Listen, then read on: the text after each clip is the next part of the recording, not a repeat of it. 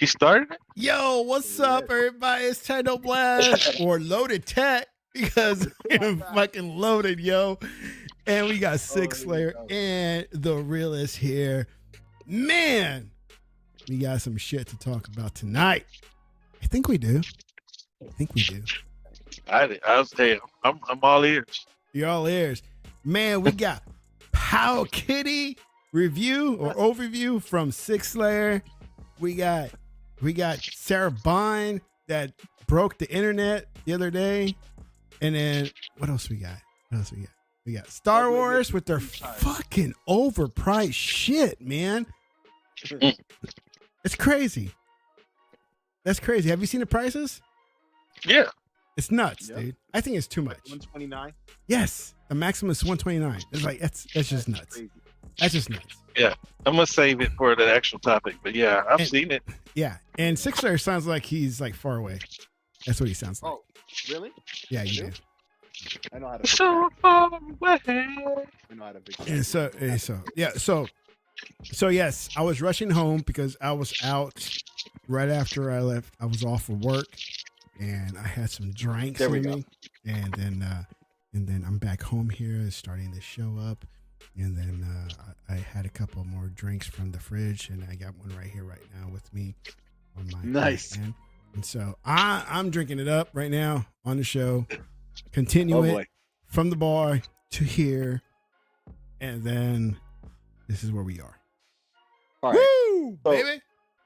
One question, while you're still capable, right? What's up? If I was to cut my camera on all of a sudden, would you be able to switch to show it on screen? I think so. What you guys see? Let me put this over here, and then what you got? What you got? You got Powkiddy. Turn on camera. Pew, kitty. Pow. There we go. Snap. See, can I make that into? Oh, there it is, right there. Powkiddy. You can just see the screen. You don't see the thing. Yeah, it's too dark in here. 1 second. Yeah, you got the black one.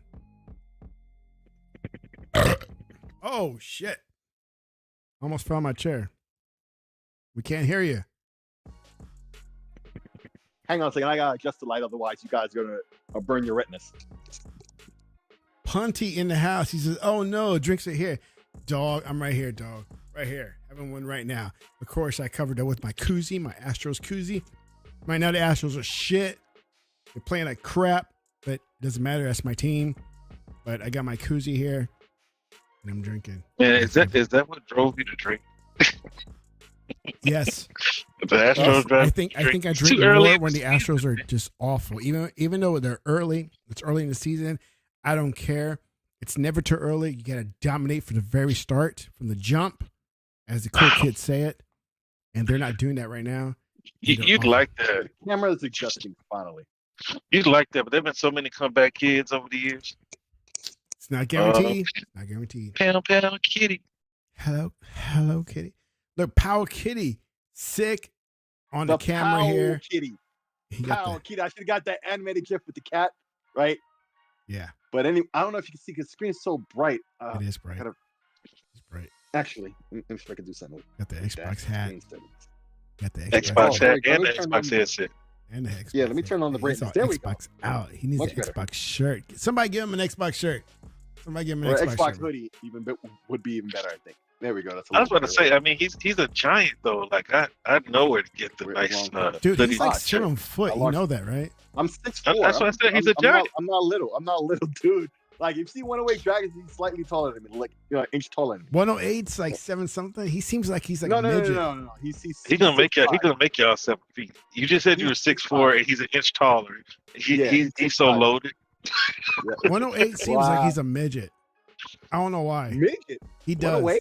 He does not. I don't know what about him makes you think he exudes midget. Well, he looks stocky, like stocky midget. That's one of the last terms I will ever think to use about 108 Dragons. He is not a little man. That is not a little man. So yeah, there we go. Different platforms, arcade stuff. Yeah. You see MAME. Then you got your little favorite section. Oh man, look at that. And then in the background, it's a good thing I turned the music down. Otherwise, because this episode would have gotten copyrighted by Nintendo, right? Because it has like a bunch of elevator music from like video games and stuff in the background, like Nintendo stuff. Yeah. And so it was already on there. All these games that you see, all these platforms, Naomi, Dreamcast, 32X, Genesis, PSP, it's already loaded on there in the memory cards. You see there's 2 slots there. One is for the 2 SD slot? You got 2 SD? Yeah. Oh, wow. Yeah, one for the operating system and one for the ROMs. But you can just put the one with the operating system and put ROMs on that and leave the other one for other content, whatever. And 2 USB-Cs even, right? And then on the front is the HDMI mini. What? I ain't buying one. I ain't buying that. And so you could plug it in and then, but you have to plug it in. It's not hot. I don't need hot plug in. You have to plug it in and turn it on, and then the HDMI will work full screen. Yeah. The sound is really good. You saw how bright the screen was. That was max brightness. Yeah. Yeah, you keep telling yourself you don't want one, huh? I don't need it. I don't need it. Let me tell you, it plays up everything up to Dreamcast very well. It's got achievement system called Retro. Yeah, but you gotta sign up for that shit, don't you? It's pretty nice. Yeah, it's not hard, bro. Free. It's a website you go up to. The emulators support retro achievement. You don't need a lot of emulators come already attached to it. Right. So you just gotta log in. Yeah, you just gotta log in, and that already knows what game you have and their achievements. That'll pop in. Yeah. So I'm on retro achievements. I've had an account. I never actually leveraged it until now. So I will now. But anyway, yeah, man, it's a nice one handle, but this is one of many, right? You can get one that's like $60. That's like more of the shape of a Game Boy, right? Yeah. And it's the same chip and has the same performance. Isn't that what you pay for that? No. This one was like $100. Okay. Right. Man, but it went cheaper though. Then they fucked you over. It did go. Yeah, it did go a lot cheaper. It was cheaper by like $20-$30, and I had missed it or whatever. But then it got cheaper again, and it went up by like another $10, but still way cheaper than I paid for it. So I talked to AliExpress. They're supposed to send me a refund of like $20 or whatever. Oh, snap! You did talk to them, huh? Yeah. So AliExpress is a lot better than they used to be. They're a lot more like Amazon when it comes to like dealing with customer issues and stuff now. Way better. Yeah, they're after they steal your information. Listen, man. I don't know. They all do, don't they? So it is what it is, man. I think we've already been stung by it. If you're on this internet right now and you spend money buying stuff, you already done got long ago. We got a long time. I don't know why anybody keeps up this charade, but yeah, that's that. I want my privacy, America. Man, if you put your shit out on Amazon, on Netflix, on every Google, they got you, man. Yeah. Woo! America. Willis, what you been doing? Yeah, man. What you been up to, bro? Brother? As far as game is concerned? What's up, brother? Yeah. Well, what have I been doing, man? I have to look at my Ally. I've pretty much been Ally exclusive this past week. This guy. Nice. What's wrong with the Ally, bro? Tell me what's wrong. Yeah, man. You're not telling us good info, man. You're just telling us, man, I've been on Ally. That's not a game. That's a system. Well, the thing is, it'd be easier. Eli, grab me that white handheld right there. It's Eli Jr.? Forrest? Grab it. The Forrest? The what? Give it to the handheld, boy. What? Yeah, I don't know. Hey, my son is like, I'm like, maybe he's the next Michael Jordan. Ooh. Oh, man. You know how Michael Jordan, he was trash at everything with his hands, and his daddy was so hard on him. Yeah. That's how my boy. Yeah. I know, right? My bad, man, but it's true. All right, Nino Cooney. Nino Cooney, Tomb Raider hit Game Pass. So I've been playing Nino Cooney and Tomb Raider for the most part. Oh man, I got something to say about Tomb Raider. Woo, baby.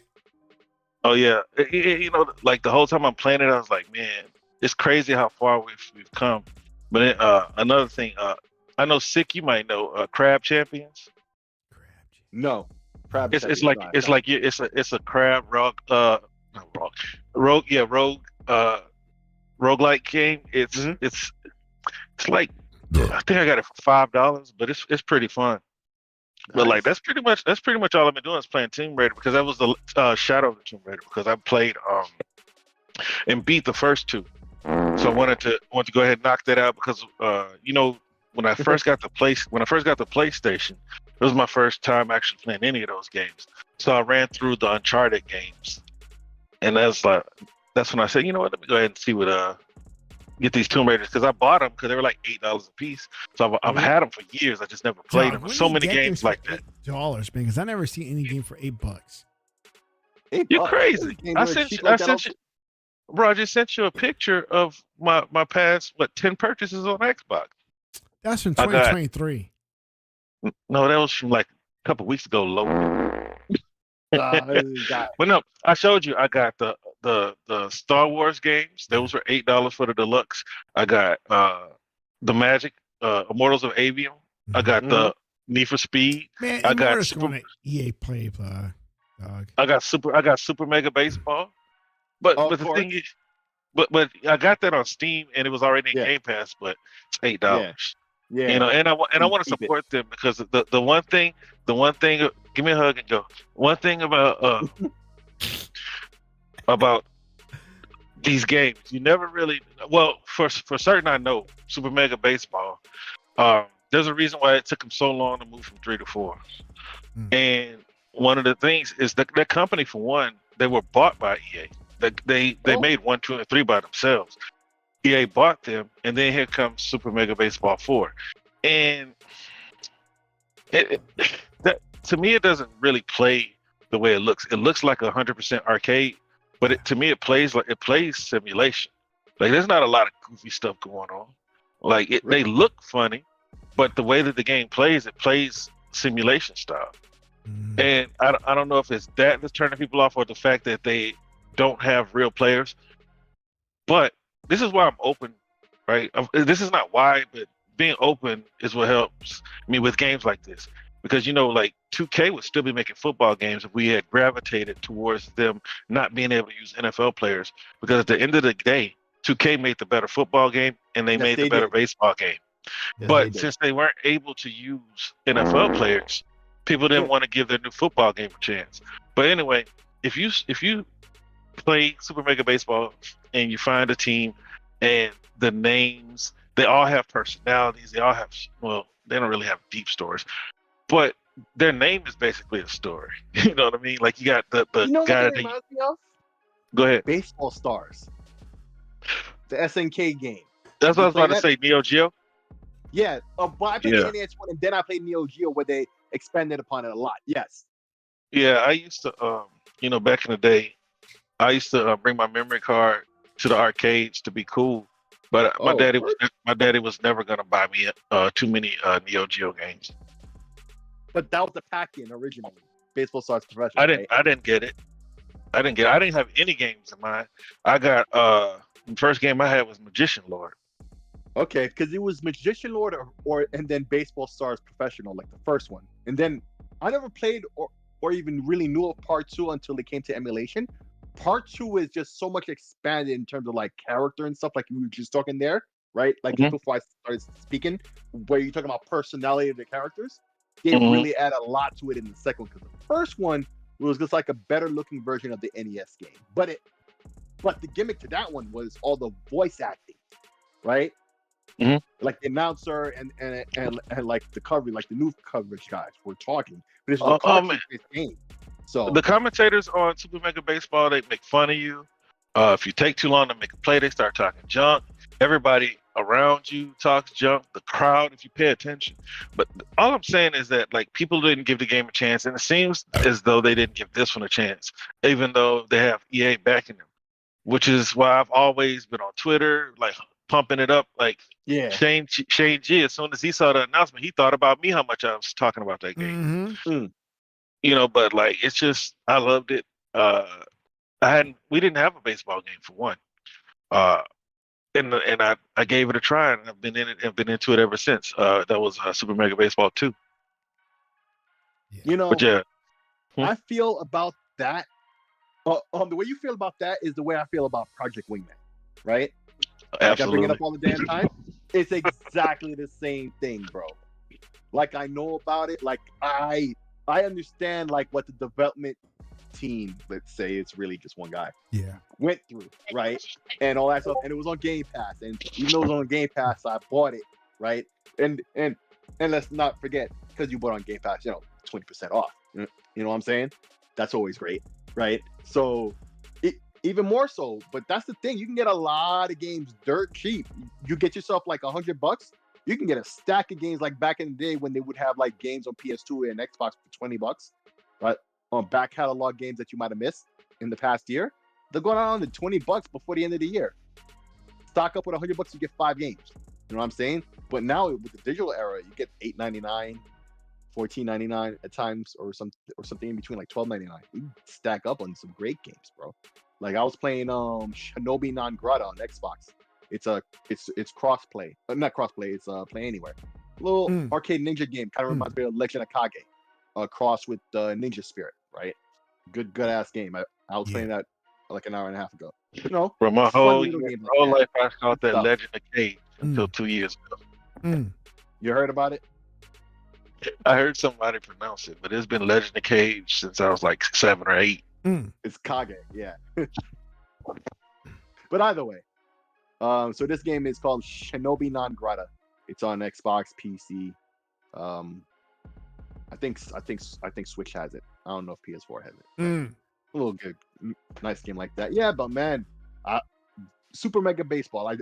I might get that in the morning. I might get that. Well, I mean, it's in Game Pass. If you like baseball, it's in Game Pass. Cool. And I got a Jade Empire too. I'm gonna go ahead and play that. Ooh. Oh, you know what game you might? Okay, you might have to do some work with the mods or whatever to fix it. But there's this game called, I think it was Advent Rising or whatever. It was supposed to be a trilogy, but it never got to be on the original Xbox. But it's also on PC. But you can just watch YouTube videos about it. It's kind of cool. I wish like somebody would get the rights to that and remake it into what they wanted it to be original. That could be a dope game today. You know what like game? Mass Effect for Mass Effect. You know what game I gave up lobbying for? I want somebody to remake MDK. Yes.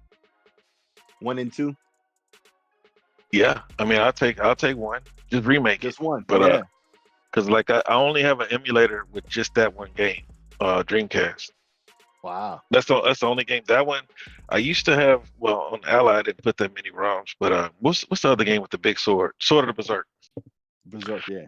That was a game that I spent my last money on back in those days. I spent my last little bit of money on Sword of the Berserk. I think it's Guts Raid or something like that. Yeah. Oh, okay. Yes. Yeah, I know this one. You didn't scare us. I was scared. Yeah. I mean, if the parks didn't scare us, you hollering, eh? Yep. Yeah. So what about y'all, man? What y'all been playing, man? So we went off on a little tangent. I finished Fort Solis. I'm telling you, man, as game of the year, whenever the year it came out, it was amazing. Man, there was a lot of walking, just like a typical PlayStation game. You got to play it if you have it. Woo! There's really no explanation at the end, so don't expect to figure it out at the end. You're gonna have to look up some videos to get an explanation. I'm telling you, game of the year for whatever year it came out, it was awesome. How much did you pay for it? Like $15, $17. Okay, I'm gonna wait. I'm gonna look for it for $2.99. I thought you said you already had it. No, I didn't. Oh, no, I didn't. I never said that. I considered it, right? Because we talk bad because it was an Xbox. I mean, a PlayStation exclusive, and that was supposed to play up against Starfield. But look, there's very few games that I talk crap about. You know, everybody likes something. Like you can say you don't like a game, but there's somebody out there that likes it. Games that are scoring 40s, there's somebody out there that just loves it. So I try to stick away from calling games trash, but it didn't ever look bad. We just made fun of it. Mm-hmm. But yeah, I would try because that's along the lines of what I'm trying. Normally, I say, man, I like to play my games because I don't consider a lot of these games games. They're basically just like forced story simulators, as far as I'm concerned. But for 2 hours, I think $2.99 is a fair price. $2.99. Yes. Just saying. Yeah. I mean, because at least in Expanse they let you run around and use your rocket pack. I do want to play that. You need to. Well, I ain't gonna say you need to, because see, Telltale is another company I'm passionate about keeping around, because man, like nobody tells better stories than them. Because as much hype as people gave, I didn't know they won Game of the Year. Telltale tells some great stories. Yeah, but look, they hyped up The Last of Us, bro. But I forgot her name. What's that? It starts with a C. Whatever her name is, the little girl and her stories, and Lee. Those stories Clementine? are way better. Clementine. Yeah. All those stories are way better than Last of Us, but Last of Us got hyped to the moon. Like, I never thought that I'd play a Telltale game until they had the Telltale bundle. Like, I got all the Telltale games for $90, and I didn't know that. You said dang, but it's like 12 games. And my wife talking junk. She needs to get out of here. Yeah. But like, yeah, just about $100 before. That's good. But like that for every game, but see, the reason why they were $90 is because they went out of business. Right. Well, and they I have didn't a skeleton crew.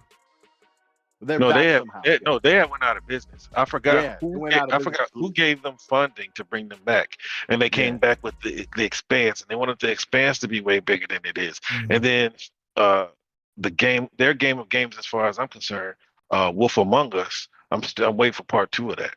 Ooh, man, Wolf Among Us is amazing. Oh yeah, that's what I'm saying. And so like that, but see, that's the game, because I got it in gold. I got it in gold for free. I said, let me try it.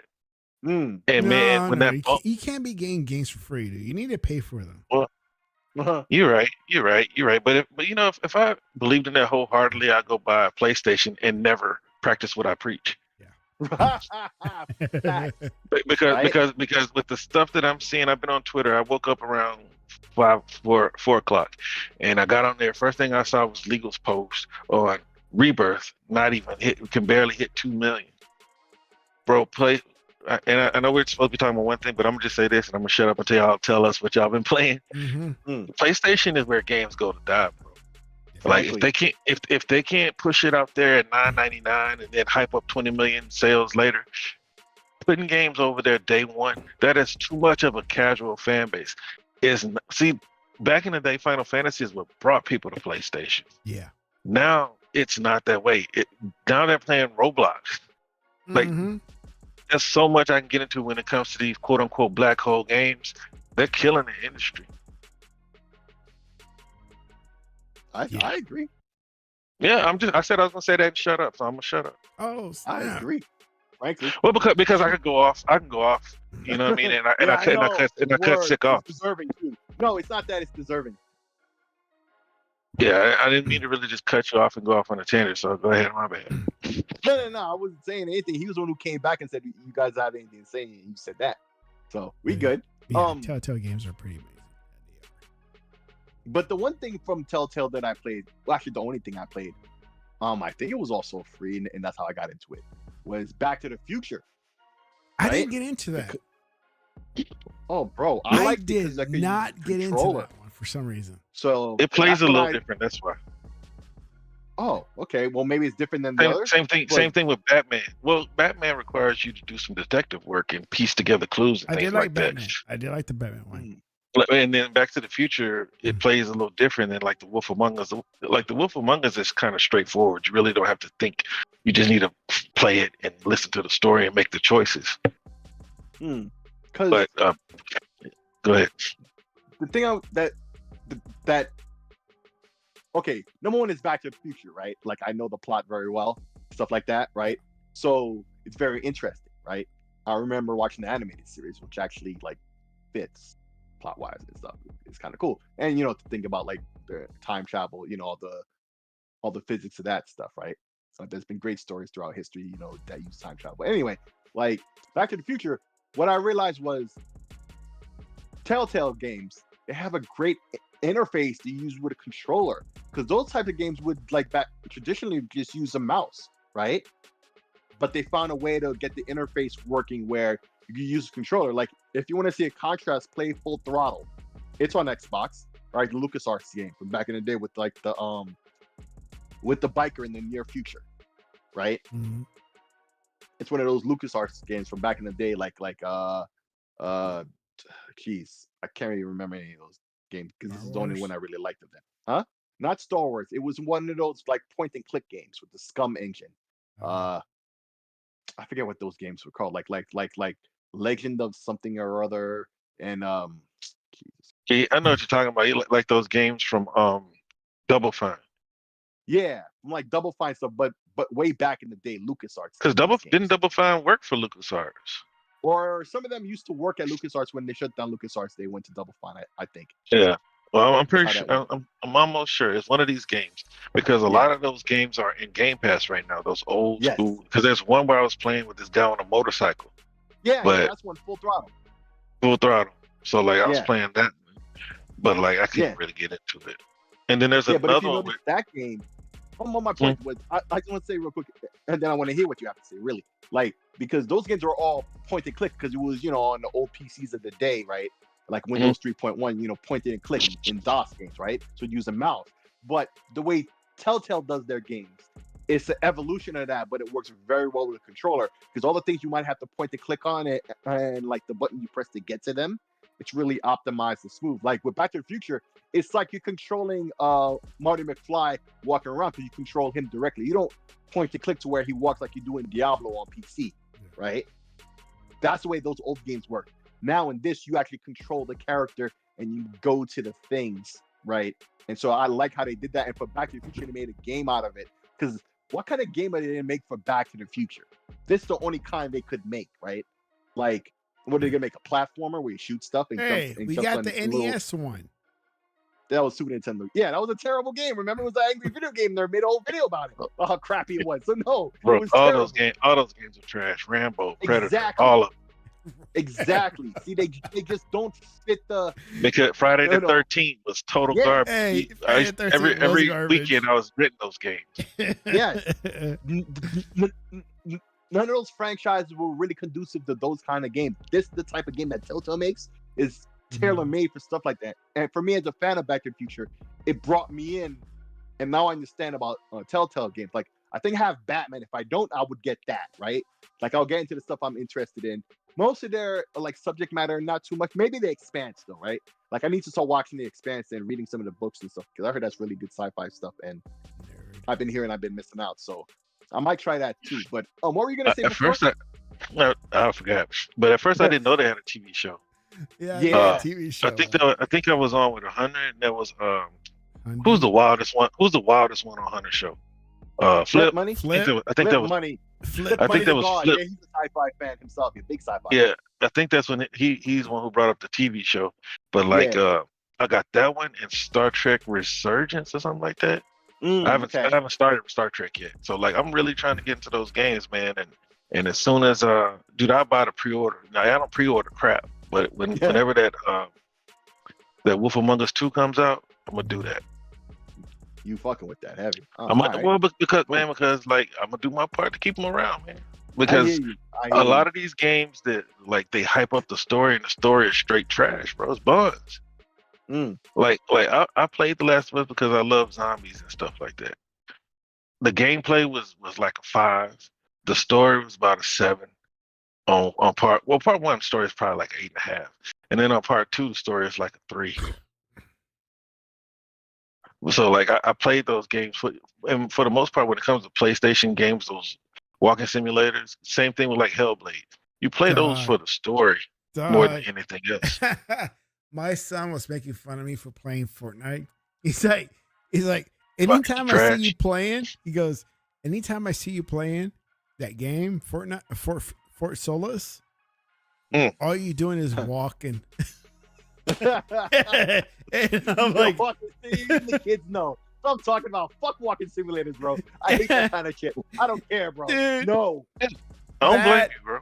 That game has no sprint at all.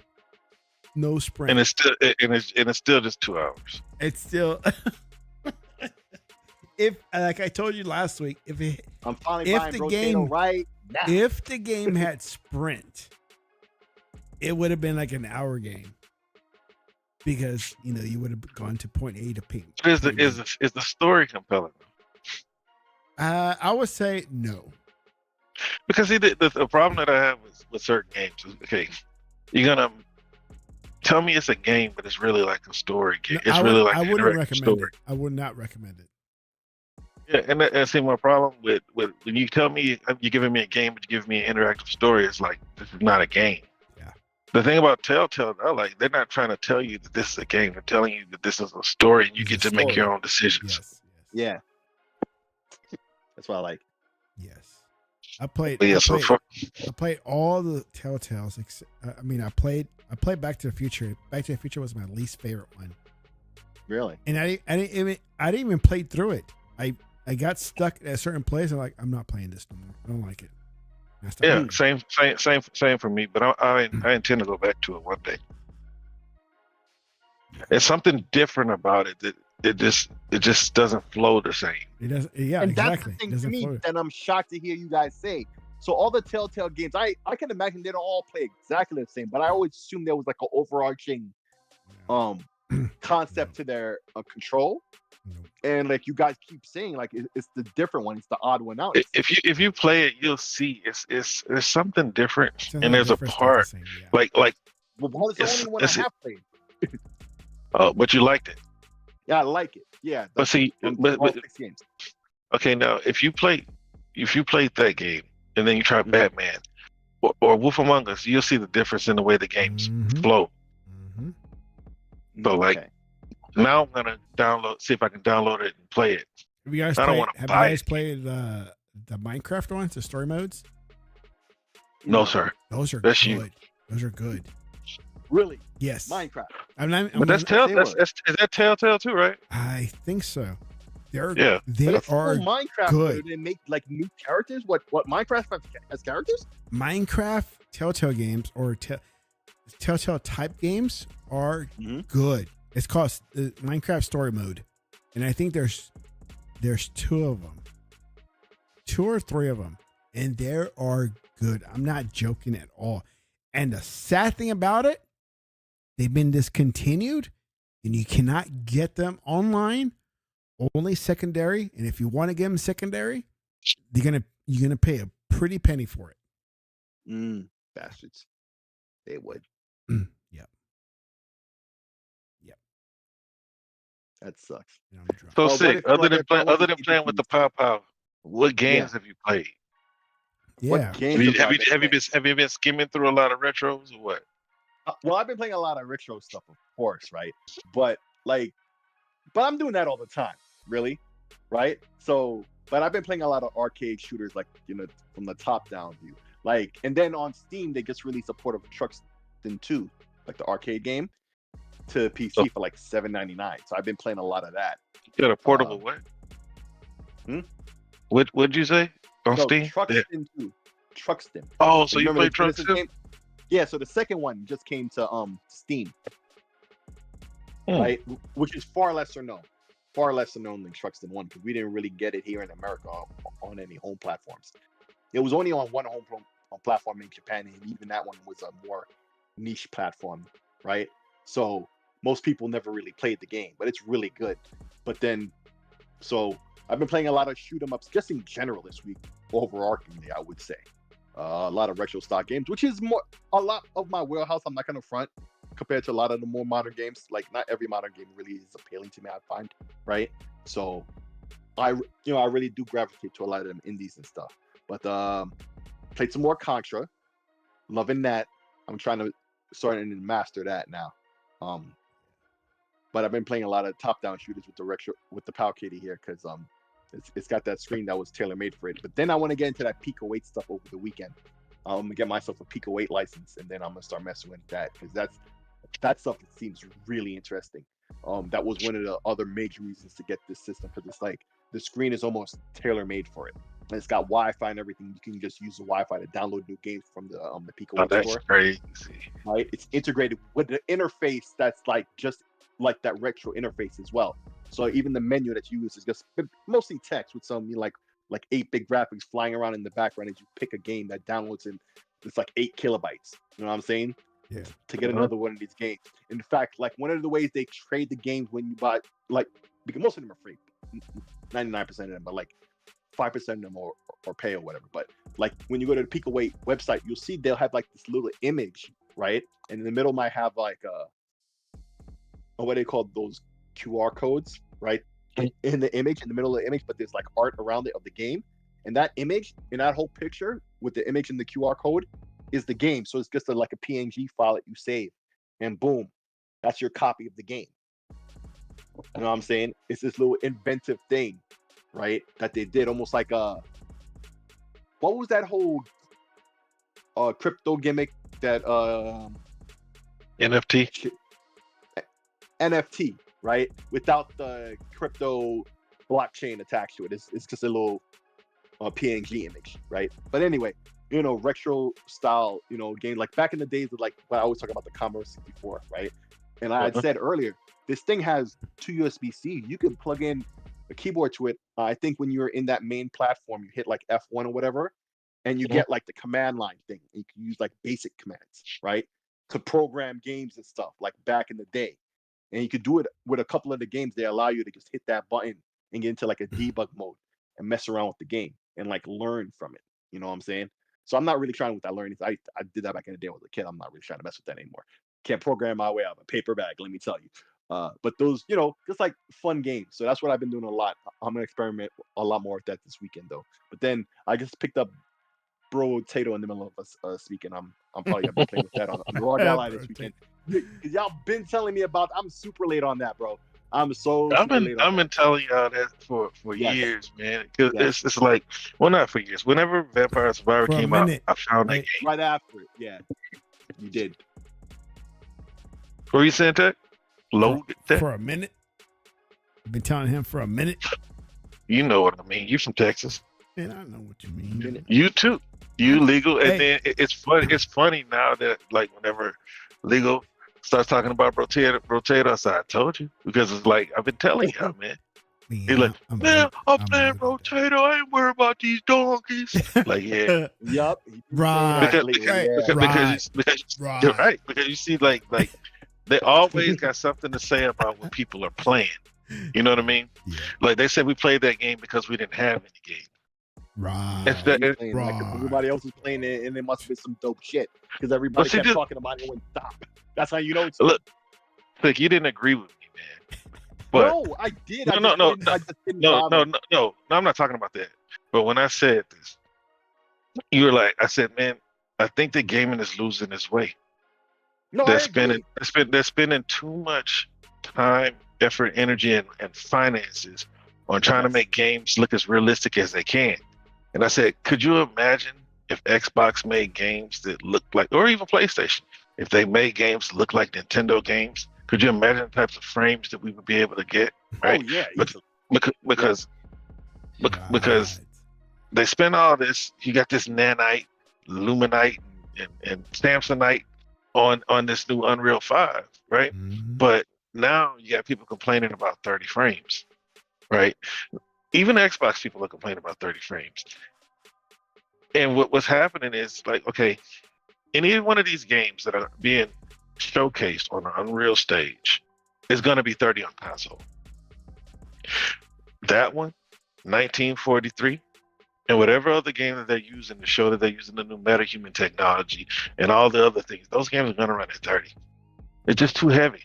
PCs are going to struggle with these games. Why do you think you started to hear rumblings about a 50 series or 500, 5000 series? Well, it's about time anyway. It's about time. By the end of the year, this year, would be the cadence. That's the normal cadence. Yeah, but, you know what I'm saying? Like people seem to forget. Like PC would get new cards. It would seem like almost every other day. You know what I'm saying? So look, the 4000 series, has it been out for a year yet? It's been a year. Like when they do that on like the Super series, like I got, you know, some generations they would call it the TI series, right? It would be that mid-gen. It's just a refresh of the same generation. Like they fiddle some stuff around. Right, but they'll do a 5000 Ti, and they'll do, and it's the same technology. They're just, you know, fiddling around with the balance of the CUDA cores and RAM and shit like that, right? To get different price points. Plus, they built so many of the chips at that point, right? Or maybe in between, there's a die shrink. sometimes that just happens to coincide in between, right? And they'll take advantage of that, right? And it'll be cheaper somehow and better performing than the original version of the same generation, right? Like on my 4080 Super, it wasn't that is within 3% of performance, but the price is $200 cheaper than the base 4080, right? So now we're on the end of the year. Yeah, that would be within the cadence, or probably early next year, like where it was the 4090. It was early in that year, in like January or whatever. But I mean, the talk is like they've been talking about it and showing leaks for a while.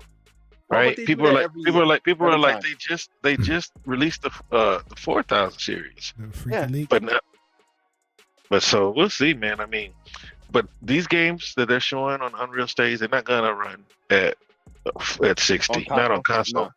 No. I Grand Theft Auto been saying about and remember I was saying that long before the trailer, right?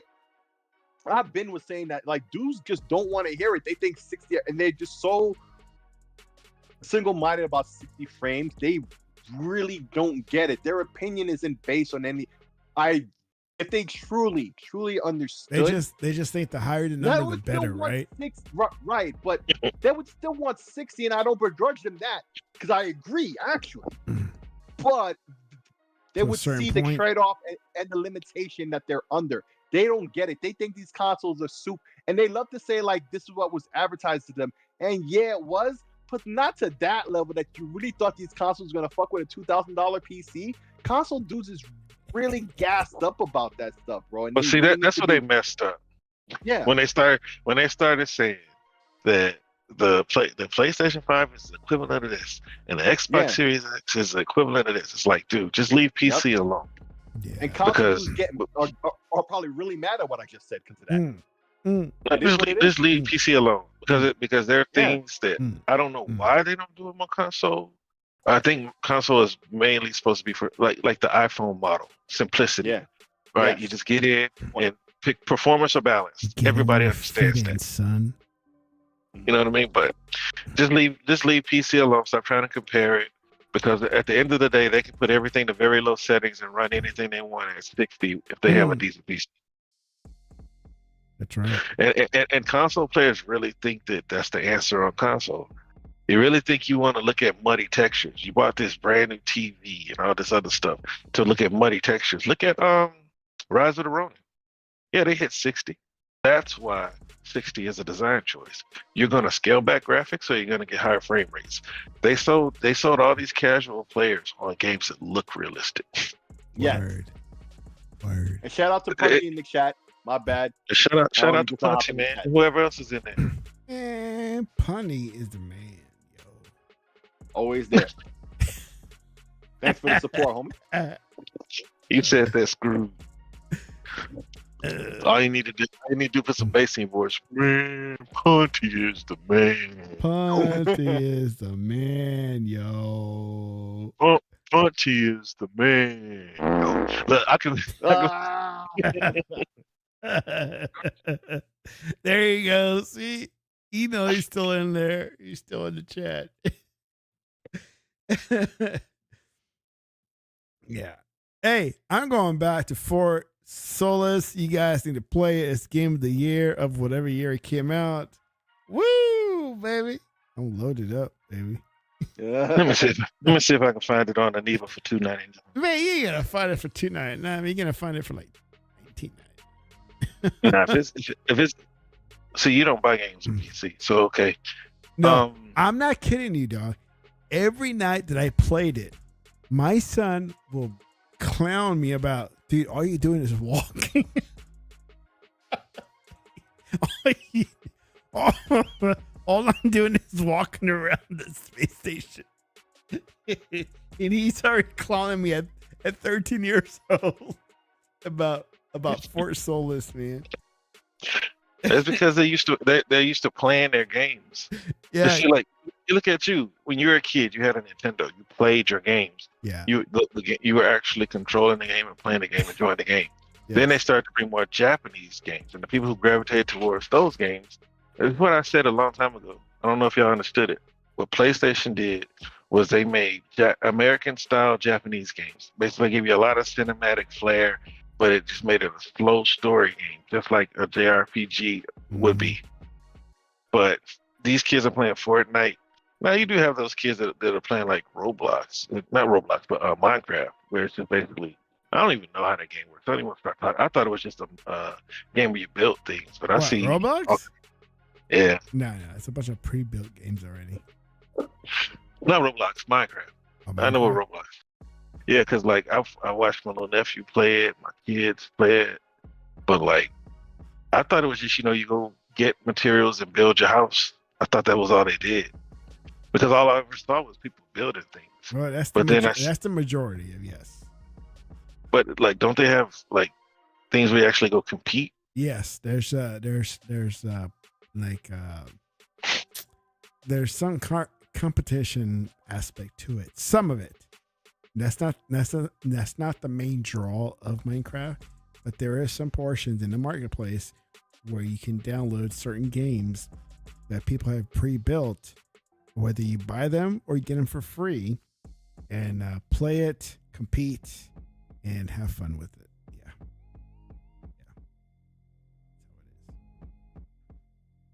Womp womp. So yeah, let's talk about Sarah Bond. Sarah Bond? Dog, yeah, boy. She seems like she broke the internet about talking about game preservation and future hardware that's coming out. And supposedly everybody said, this is the end of Xbox. No more hardware. This is it. They're going to PC and that is it. And then she came out and said her thing and pretty much squashed everything. It destroys all of that, just like Xbox always does, bro. There's always a narrative against Xbox, and by the end of the week, destroyed. You remember 2020 used to happen every week? Yes. Them times are back again, it seems. So if Xbox Series X came out in when did it come out? 2020? 2020. 2020. So when's the next one coming out? Supposedly 26. 26? 26 or 27, yeah. So they cut it down, what, 2 years? No, back in the day, the console generations were like 5. Right? And then with the success of the 3, it wasn't necessarily the success of the 360, it was the fact that 360 came out first. PlayStation needed to have the PlayStation 3 work after the lick they took in the beginning. Yeah. So that generation went on, and then the Wii was just rolling. So they had to let that generation go as long as they could. Right? They all had their reasons for having to go as long as they did. Yeah. But now it's like, it seems like things are getting more expensive. And 5 only benefits like Xbox. Yeah. I think that PlayStation and Nintendo would rather have them go as long as they could. Right, because they have the people that are there gonna put them over 100 or at 100. Just depends. We don't know what's gonna happen with the PlayStation. We know the Switch is at 140. That's why we don't have a Switch 2. Yeah. They're gonna drag this generation out as long as they still have momentum with the Switch. But back in the day, there used to be 5, and since the Xbox, and then the Xbox is working on backwards and forwards compatibility, it really doesn't matter if they take a PC model. If they take a PC model where they're releasing consoles every 2 or 3 years, it wouldn't really matter, as long as they have people out there buying. So my concern and my question is, how forward compatible can they go? Because now they're talking about if they go with Xbox Series 2, let's just call it that. Okay, can handle Xbox original, Xbox 360, Xbox One, Xbox Series, and now you're talking about Xbox Series 2. Yeah, just like PC. Like ever since last generation, both PlayStation and Xbox, both having this PC centric offshoot of technology, right? And each is just an iteration of the previous. Nintendo did that for 3 generations in a row with the GameCube, the Wii, and the Wii U, right? And PC's been like this the whole time. The whole time, yes. The whole time. Only Apple had that for like segments, and then they would put a hard line in the sand of no backwards compatibility, past this line. Right, and that's my question. That's my question, my concern. Like almost. For the longest time since they've been talking about game preservation and forward compatibility or backward compatibility, whatever you want to call it. It's like, how far forward can they go before they draw the line and say, hey, we've gone as far as we can go. We can't support original Xbox anymore with the current console. Well, they can always do it because it's already down to an emulator now. That line in the sand already happened where they basically, if you're playing that stuff, you're not playing the disc. The disc is just a convenience to you. Partly now in this generation, they doing you the bro deal of just like prove to us you paid us before with this game by sticking the disc in the drive, right? Yeah. But once the drive is gone, the only way to get those games is to buy it on the digital store, which will remain, right? Well, 360 one is going away though. Right, but that's different. You notice how original Xbox is there, but not 360. 360 must be different in terms of the licensing, whatever. That they cannot do that. But for whoever already had that stuff, they have this emulator. They're about, the team must be back on it now, right? If they're gonna bring back a lot of these Activision stuff, including Call of Duty games, right? So that team got to be back together, or at least some new people, maybe some old, so that basically that team, even if it's like not overall the same people, but some mix thereof, that team has to be active already, right?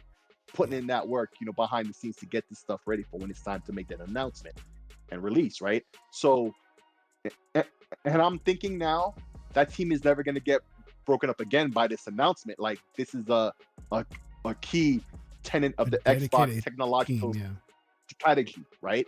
Like, there's always a team that's going to do with the backwards compatibility. There's always a team for online play, right? There's always a team for cross-play stuff and making sure that works. There's always a security team. There's always teams that do certain things. Well, that's a team that's I don't think will ever be deactivated again, because Xbox has always used an emulation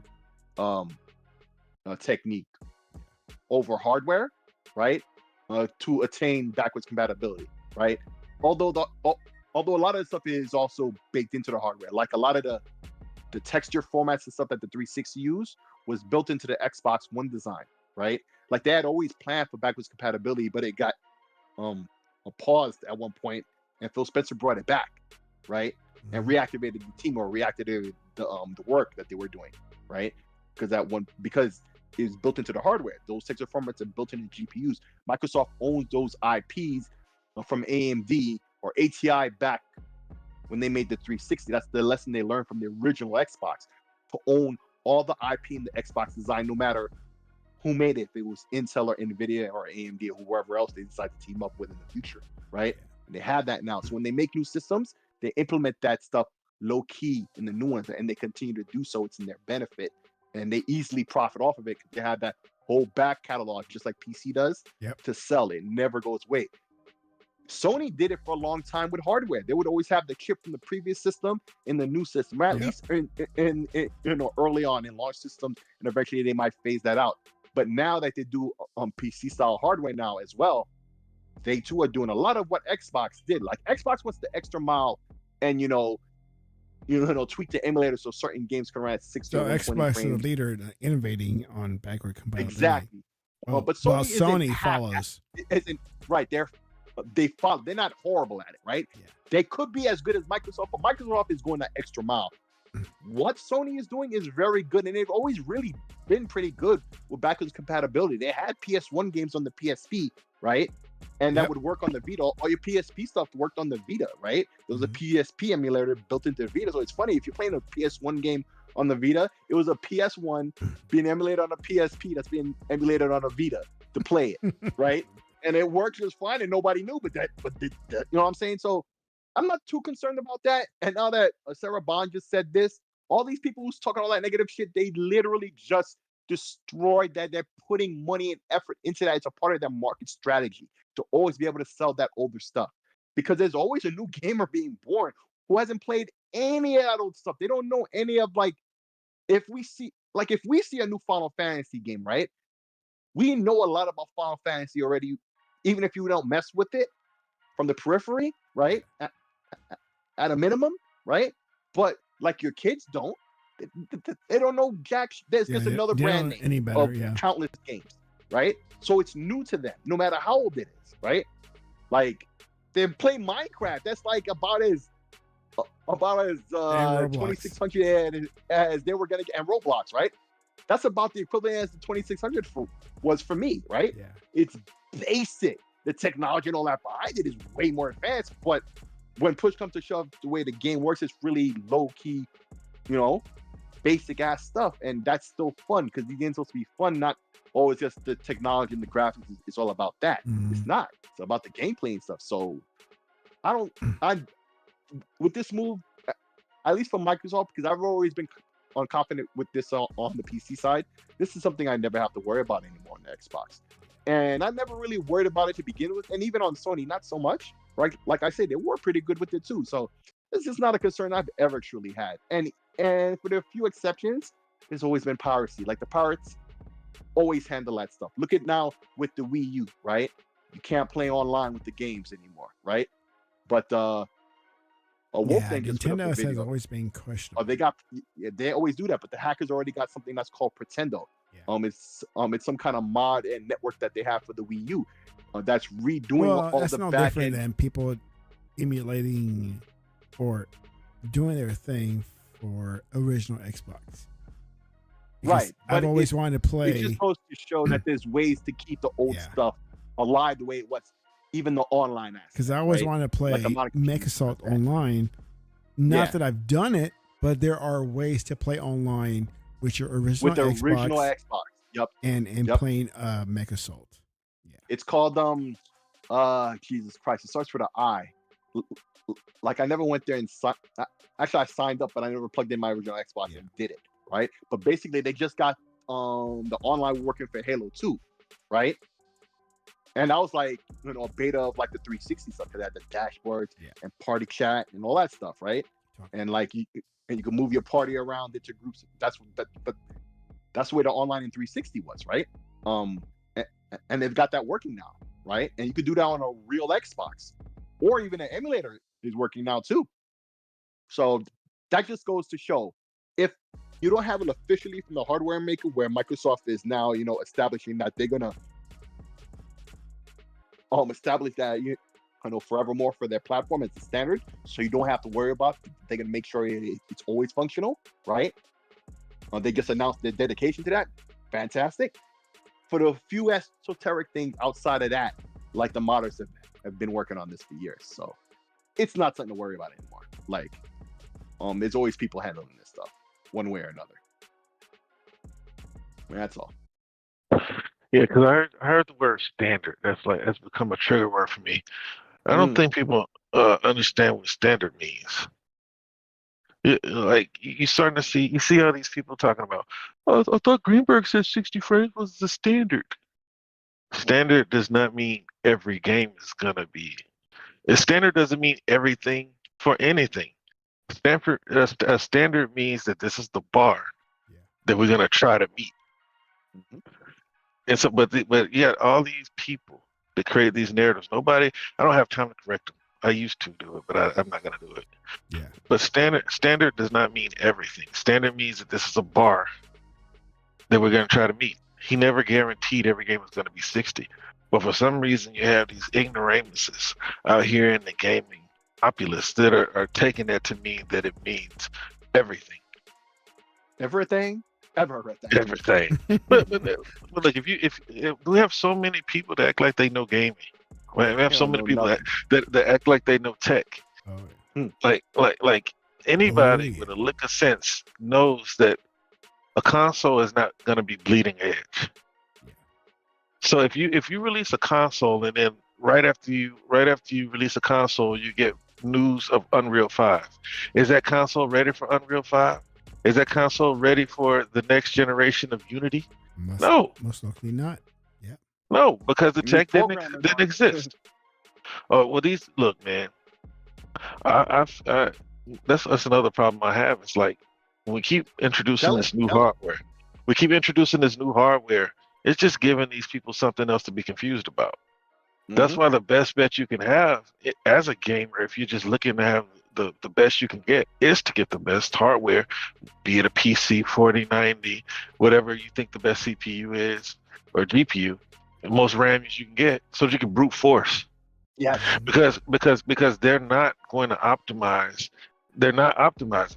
Look, PC people don't like it when I say it. When you want to go pros versus cons when it comes to PC versus console is always going to give you the simplified, most optimized experience versus PC. Yes. Yeah. Right. You can say that there's way more people on PC, and it's not the same approaches that it's not the same approach that some of these developers take when it comes to like PlayStation versus Xbox. Yep. A lot of them would optimize PlayStation because of the numbers, but what I've never understood is these games are made on PC. They're hardly ever optimized for PC. Right. You know what I mean? They're made on a PC and they're hardly ever optimized for PC. And that'll always be my argument when you get these people that's like, console is trash, get a PC. I mean, for as much money as some of these people are spending on their PCs and they still can't run games the way they imagine, that's a problem. But they won't acknowledge it. A lot of people just have more money than sense. And I know oftentimes I say that you think it's like an image. I really don't mean you.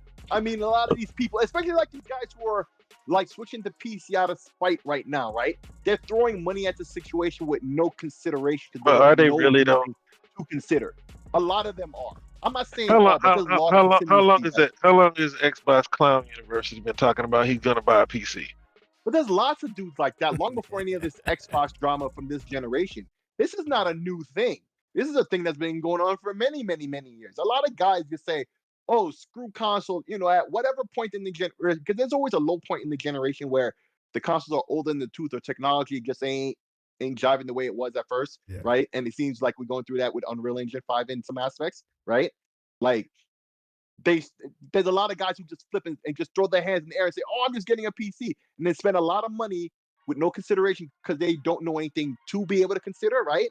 And then they'll have a bad, horrible experience, and they come back and be like, yo, I spent lots of money on the PC, and you didn't never knew it. You were just throwing money at a wall at that point. Didn't understand, right? So it's just like, there is a lot of people who are like that. I'm not saying that's everyone, God, no. That's a large enough contingency of note that it actually influences people's opinions, because when they discuss it in spaces, it's always a dude who will just attack PC blindly and didn't know what the hell he has no knowledge, no nothing. He's unabashedly console all day, every day anyway, which is all good, right? But so why are you talking on it? How would even get in the conversation amongst a bunch of console dudes to begin with? Man, that's what I'm talking about. It has always been the strange thing to me. Word. But that's always going to be the edge, bro. Yeah. And I've been buying PCs since when the first one was probably like 03. Mm-hmm. And it's always the same thing. It's like every generation they're gonna make these promises, and you have to learn what to internalize and what to throw away. Same thing with these consoles. Anybody with a lick of sense knew 8K wasn't happening. They could barely do 4K. No. Right. Like you have to let's master 4K before we start talking about 8K. And then on top of that, how many people have 8K TV? So you already know that eliminates the amount of effort going to be put into 8K in the first place. A lot of them don't even have 4K TVs. I think everybody has 4K TVs at this point, but they don't have 120 frame TVs. They don't have TVs that could do VRR. Yeah, definitely not. You know what I mean? Because you can go buy a 4K TV for $250 right now, 40 inches. It's cheap right now. But that's the thing. A lot of people see, if you're not a gamer, right? Just regular people for a second, right? Like if you have a flat screen that's a 1080p and you've had it from like, I don't know, 2014, right? Oh, I got that's one 10 years ago, right? Yeah, a lot of people do. But if you're just regular Joe, you see this 4K used to be a lot of money, even though it's $250 now. Like if you're at a Black Friday crackhead sale, you might jump on. But let's say you're a regular person. I got a TV that's 1080 60 from pre-2012. That's what I'm saying, right? Yeah. A lot of people have those because they work. They're large enough. They got a big one or whatever. Yep. And functionally for them, you look good. Ain't shit changed, bro. But let's be honest, bro. Whatever. But a lot of people have 4Ks. That's increasingly low amount, but there's still enough of a chunk. And I bet you a lot of these dudes who talk all this shit are the real brokies who are stuck on that. but talk the big game. Brokies. I'm not just trying to talk shit, but it seems to be like the one.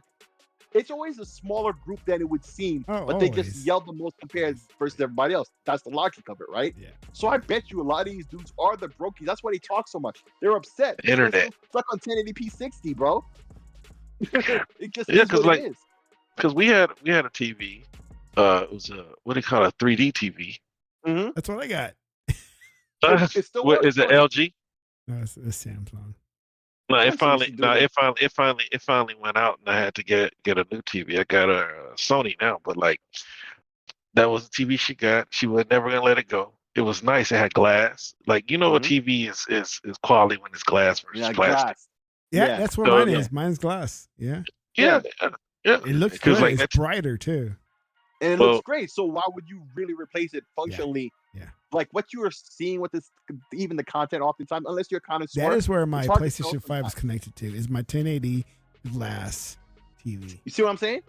Yeah. On a 1080p TV, but he has a PS5 plugged into it, and that's not a knock at ignorance. He clearly knows it doesn't really matter. And now I feel a lot of people are just generally minded like that, right? And Not it's still even 60. they're just generally It's minded. still 60 frames. So if the game is capable of 60 frames, it looks good. Boom. Back in the day, a 3D TV was 3K. Oh Yeah. yeah, I know. That's how my Yeah, TV is. That's So how it's much not my a wife cheap paid for the TV. 1080p. Yeah. Yeah, it's not a cheap brokey 1080. It's a high quality 1080. Broke. So it's been lasting. And It has just Google general in it. sense, it just Word. So like Got it Google. has. Well, because like for a time before they started making every TV smart TV with either Google, Roku, or just their own. And you know what? Because like I prefer to have a non-smart TV than a Why? smart TV. Why? Why? Because your the phone- software on the smart TV goes out of date really fast. But if the TV is being supported, it's fine. No, well, Because those- the problem with that TV that I was telling my wife is that eventually, well, they did stop supporting it. Like the but they Google stopped, version. but they stopped supporting it really faster Right. than usual. Well, the reason why they stopped look, anything that doesn't sell is going to lose support, which is why I got out of the habit of being like a first adopter of a lot of things. I was one of those first guys that had a shield. Well, You know I'll what I tell you mean? that. I'll tell you this right now. All the smart TVs that I have right now, which is pretty much all of them, have either a Roku or some kind of Chromecast to it. Because That's what I was saying before you cut me off, Loaded Tech. damn dog, I'm loaded.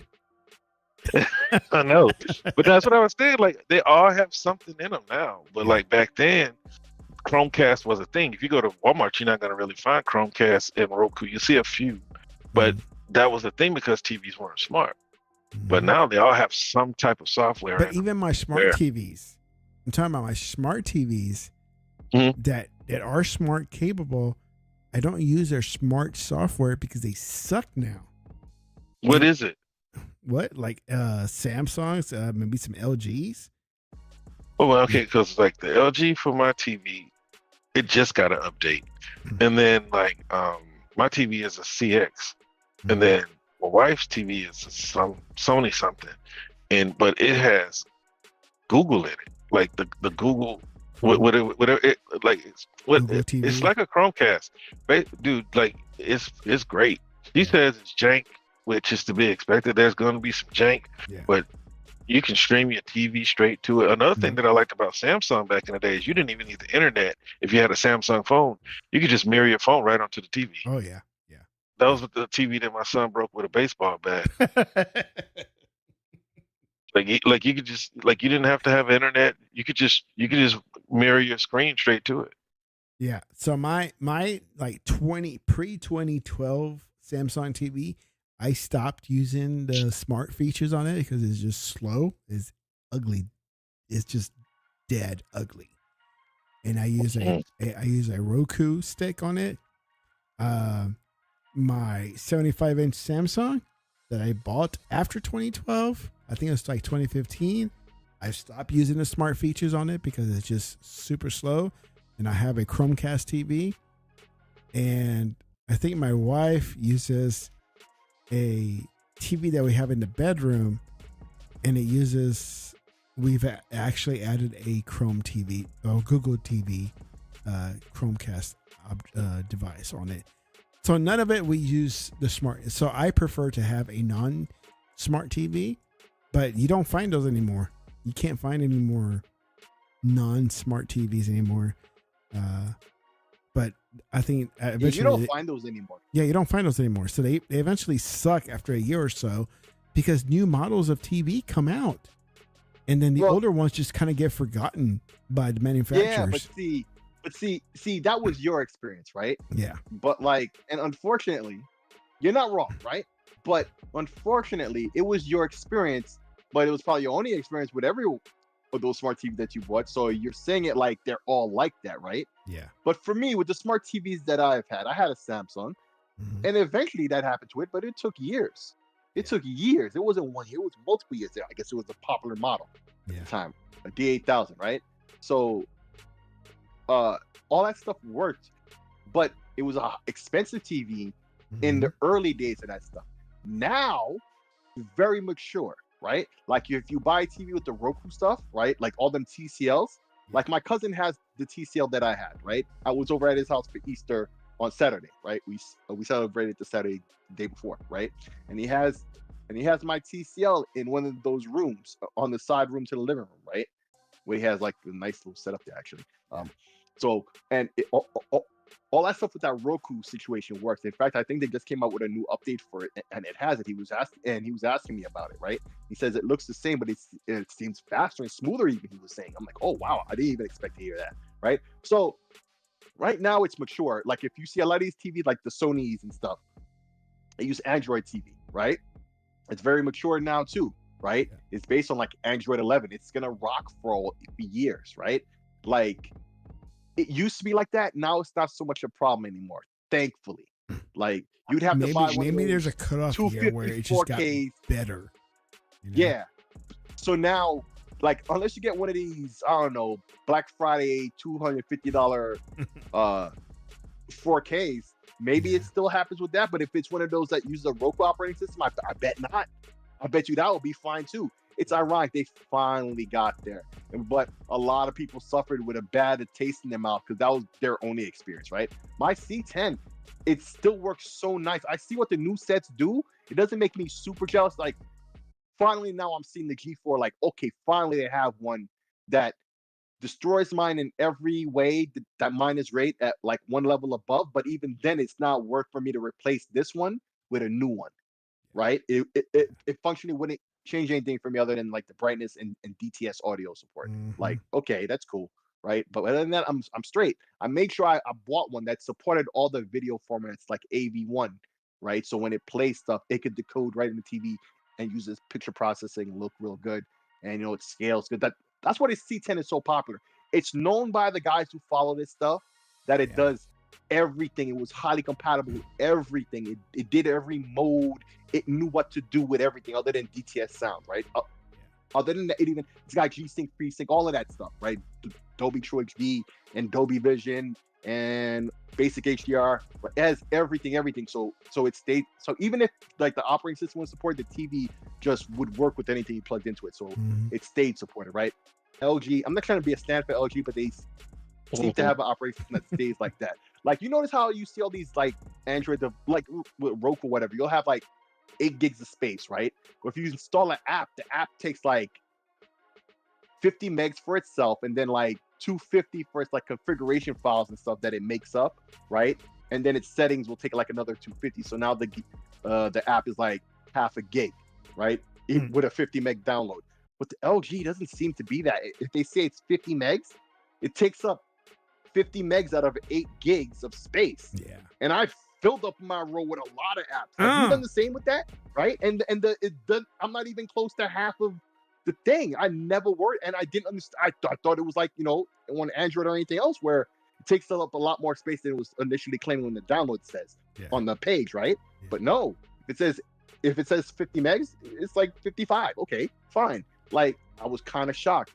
Yeah, I guess over at some point there was a line in the sand cross where they had a certain level of technology and it was good enough where it still stays solid, I guess. So look, you guys brought up Sarah Bond. What was it that you guys want to talk about when it comes to Sarah Bond? Well, it was the backwards compatibility thing. Backwards, That was forward it. compatibility, and then a new hardware. Oh, in the new console. Yeah. Yeah. Okay, so what did she say that was so like that caused the people to have a problem? Well, Well, it was that the a new phone. console was coming out, and people, of course, they speculate because that's all it is. That the Series X and the Series S was the last final console, and that's it. This is the end of it, where they're going to go I mean, fully third party, and there's no Right. new. yeah, but those hardware. idiots play on PlayStation. Yeah. Right. It's like for Xbox to be so bad, they really want Xbox content. By any means, they want to play the content. Starfield is Yep. trash until they start talking about it coming to PlayStation. Like they talk so much junk about Starfield, but they're still hoping that it comes to PlayStation. Like the thing is Xbox. I've been saying this forever to ponies until I just gave up. There's no way PlayStation will win a war of attrition with Microsoft or Sony versus Microsoft. Is that simple? There's indeed a war of attrition going on, and PlayStation is going to lose, which is why everything Microsoft does, PlayStation follows. You see, if Microsoft gives PlayStation even a hint that they're going to release a new console from third place, as they say, PlayStation is going to have to find something, right? They're going to have to figure it out. Do we release this Pro? Because I remember back in the day, they said next generation doesn't start until we say so. But we've always known that's bull crap. If Xbox comes out with a new console and it's running all these games better, PlayStation is going to have to come up with more hardware. And this is what I said back in the day. And then I saw Pete validate me, vindicate me, is that Microsoft's going to hit PlayStation where it hurts, and that's in the pockets. One way is going to be through these percentages. And I know you don't like it, Slip, but they come in for Steam. Yeah, That 30%, that 30, no, they're going to do it. That 30% is coming down. And without that 30%, PlayStation is nothing. Same thing with Steam, but the thing about I ain't gonna say they're nothing. They're not gonna be what they are. It's gonna hurt. But if Xbox keeps bringing new hardware that's consistently outperforming PlayStation hardware, killing all those narratives, where does PlayStation go? They can't claim to be the best at nothing. The time exclusivity deals have dried up. I doubt that Square is going to do any other big AAA game on a time exclusivity basis with PlayStation, because they've been killing their franchises. Yeah. Say it again. Yeah, no, I mean, but they've been killing. Yeah, with 16, but Rebirth is new. But like they've been killing their franchises with that model. And this is what I've said for years. Time exclusivity does nothing for the actual games, which are the most important item in this whole thing. The software is the most important thing, because people want to play the games. They don't necessarily play hardware. Because the Switch has proven exactly that. The Steam Deck has proven exactly that. Those things are by no means the most powerful, but people have shown that they would just want to play games, and they just want to have access to those games, which is why the handhelds are big. Why you're hearing that there's going to be a new PSP. The reason why I don't see PlayStation doing a portable is because they don't want to compete. Yeah. They'll compete where they know they can win, which is going to be the console. But there's a reason why they dropped out of the handheld despite selling 80 million units. It didn't matter, because people don't come to PlayStation for their games. That's always been the problem. Same thing with Xbox, but Xbox has remedied that through Game Pass. Yep. That's where they went wrong. They went wrong by going to try to pay off third parties to give them exclusive games. When Nintendo and they ultimately pushed Nintendo into a corner where, you know what, we got what we have and nobody can touch it. Now Nintendo franchises are among the biggest in the market that are multi-plat. So they're gonna have to do something, and that's why I think that now you're starting to hear rumors that there might not even be a Pro. Yeah, there probably never was. Well, no, there probably was. They've been saying that there's gonna be a Pro since they dropped the PlayStation 5. You know what I mean? There have been leaks of a PlayStation Pro like a couple weeks after the PlayStation 5 came out, because they knew it was the weaker console. Already, exactly. Huh? That's what I'm saying. But see, that's why I never believed it. And even most recently now, where that rumor sparked up again. Notice the timing of when it sparked up. just when there was a lot of bad narratives about games that were looking worse or performing worse on PlayStation and Starfield and things like that, and so they dropped that rumor all of a sudden again. It was just like the third party thing with Xbox. It was just a circle jerk of nothing, right? And boom, it was nothing. And I feel it's the same with this. It's just a bunch of talk, just like you alluded to. At the start of the generation, it was clear the PS5 was the weaker system of the two, and all of a sudden, boom, that rumor started again, right? After a while, it faded out because Xbox wasn't showing improvement too much early on, so it faded out. Now it's back again. I don't really believe in it, and I never did. I do, think because the timing of the sparking of the rumors has always been suspect. the problem I have with the Xbox fan or those in the Xbox community is they're mentally weak, right? Yes, they're weak. They're weak-willed, jellyback suckers. Because yellow belly. Yeah, jellyback invertebrates. You like that one? See, look, I like that because this is the thing. The things that we've been saying this whole time is there is a delta, right? But we always have to go back to whichever that CEO from that upper management guy from PlayStation says they have to cater to the lowest denominator, which now we have the PlayStation and the Series S to contend with. So where are the developers going to spend their time? If you notice, every game that comes out, it performs better on PlayStation at first. Not everyone, but a lot of them. Come out play, and then once they patch it, then the Xbox takes its position at first, where it belongs.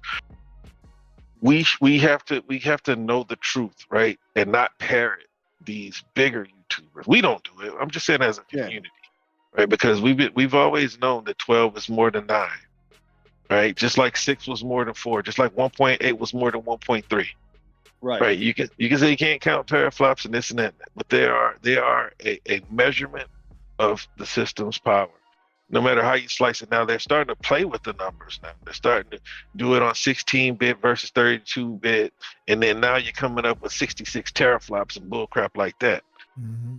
You know what I mean? But at the end of the day, the Xbox was always more powerful. And those who knew have always said that as time goes on and these developers get more acquainted with the hardware, they're going to start to utilize the things that have always been available to them. Because when you look at the PlayStation Pro, it's basically the same as an Xbox Series S. But the problem that I'm going to have with it is that the things that they're added to the PlayStation have always been in the Xbox all along.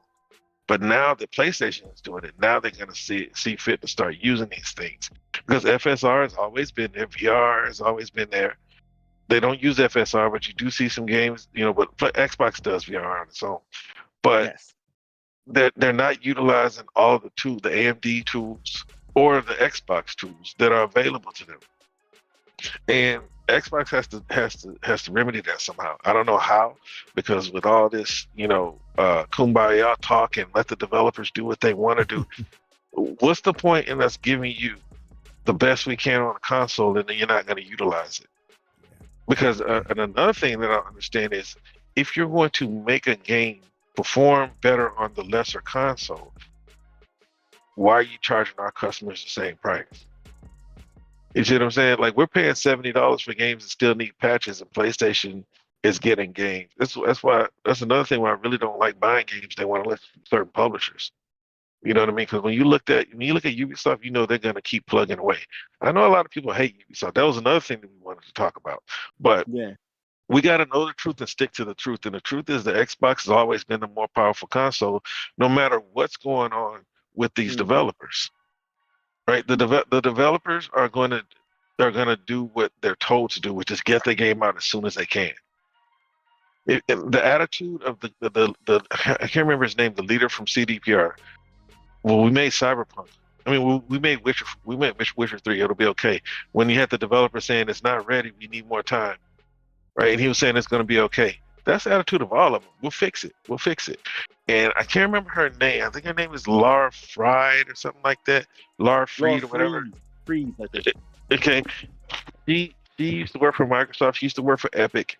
And she basically, you should check it out, Tech, because I know you like a gaming historian type of cat like us, but like, she basically broke down how when they introduced the whole online capability and patch system, they never built it for it to be what it is today. which is release half-baked games and we'll fix them as we go. That's never what it was created for. But if you look at it, all these games are coming out half-baked. They all need patches. They all need a day one patch. They're always being patched because they're never ready. If they took the time that they needed to bring us, but see, there's really no benefit when you're going to get that initial surge in hype and break records, right? Why not just put the game out and let them fund more work on the game? You know, so that's gonna be a problem going forward. But we should stick to the truth. And we've always known the Xbox is a more powerful console. Anybody who can read specs, anybody who can read that there's 52 compared to 32, you know, all that matters. It's apples to apples too, not even apples to oranges. Like if it was NVIDIA and AMD, they're both the same. Oh yeah, but they both claim to be the same. You know what I'm saying?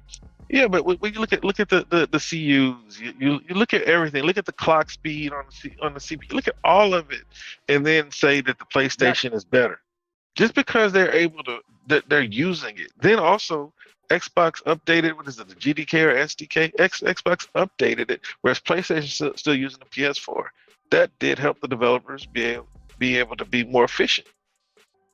But PlayStation knows, anybody who knows, all these writers who are any kind of tech savvy, they know that as time progresses, the Xbox will show the separation, because it just has to work out that way. That's just the way things work out. These developers start figuring out these consoles 4 or 5 years into the generation. Then they start talking about a new one for them to get confused with. It just is what it is. I mean, look at what happened with the Xbox One and PlayStation. Look at what happened with the Series X or the One X and the PS4 Pro. And then next thing you know, bam, we got PS5 and Xbox Series, and now they're confused all over again. You know, it is what it is. But if Xbox is going to come out in 2026, PlayStation is going to do their best to meet them. PlayStation really is on their heels.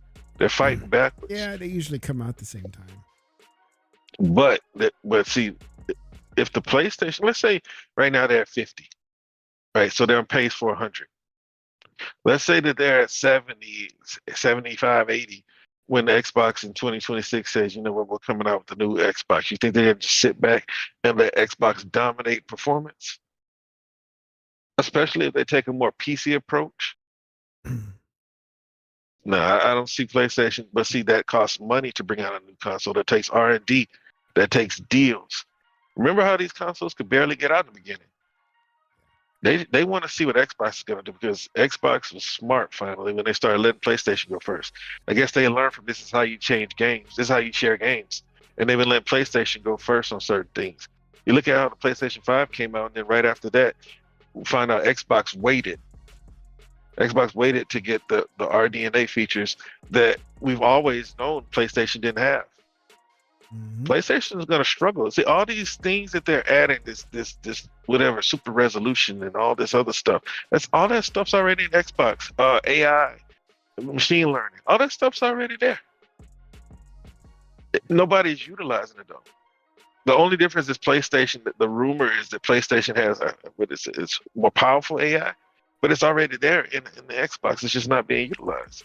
Machine learning is not being utilized the way that they marketed it to us. The way that Big Beard, Duck Dynasty, Jason Ronald, the way he went around advertising and talking on all these podcasts, that things just didn't come to fruition the way that they intended.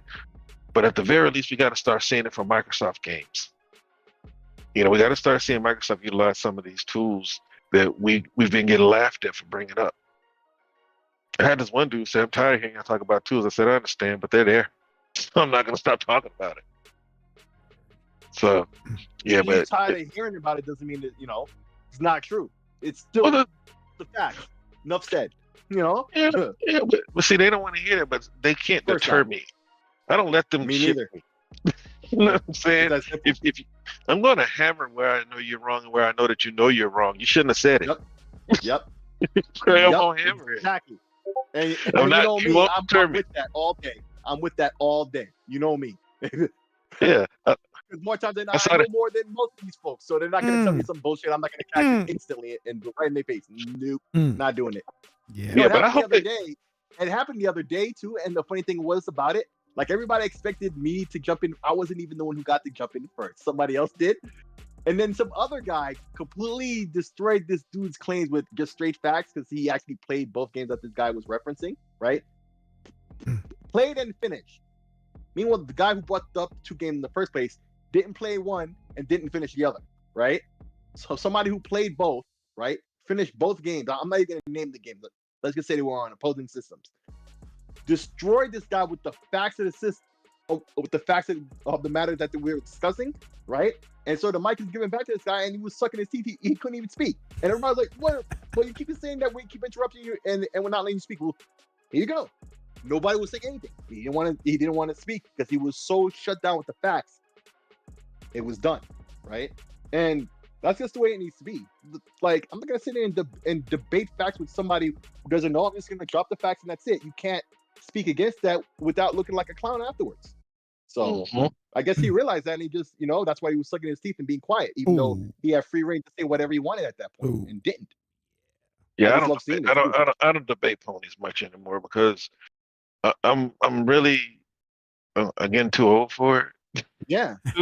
Two is that, man, I really do enjoy gaming when I game. Exactly. That was the thing about it too. That was the thing about it too. Like, this dude, he came into a conversation where everybody was like, it was cool. Nobody was beefing about anything. Like, everything was good. And he came in saying, "Oh, I know some people are gonna be like upset at what I gotta say." I'm like, dude, just say what you're gonna say. Just say what you're gonna say, and we're gonna address it in the matter it's given to us, right? If it's crap, you're gonna get it for being crap. If it's true, it's just gonna be true. But that's not on us. That's on whatever you say. You're not gonna set up, an expectation for us to be the bad guys, for speaking the truth for or against whatever you say. That's on what you're saying, bro. But the thing is, like, the truth is the truth. The problem with PlayStation fans is that they lie. Yeah. Right. And some of them are very articulate. And if you just a guy who's just listening, you would think he's sourced. Right. But they spit lies. But the thing I was saying is that I enjoy eloquent bullshit.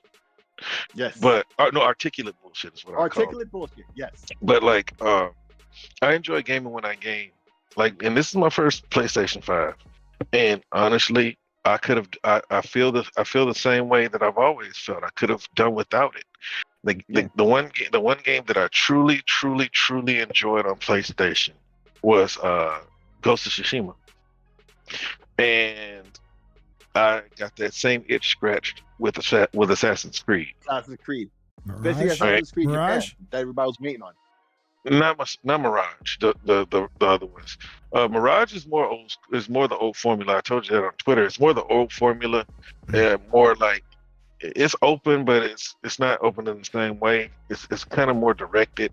But anyway, so it's like how much, and I don't like to go out of my way to say something is bad because I know somebody likes it. It's like I don't like arguing LeBron versus Jordan anymore. It's like they're both great players, and that means that I have to discount what Jordan did great if I think LeBron is better, which I do. Exactly. It means that I have to start nitpicking what Jordan didn't do, and start talking about what LeBron did do. When you could just say, "Hey, man, they're both great." If you like your play, but see, my issue with PlayStation guys is they don't necessarily like PlayStation; they just hate Xbox. Right. Yeah. So I don't want to deal with them anymore. All right, I'm done. Yeah.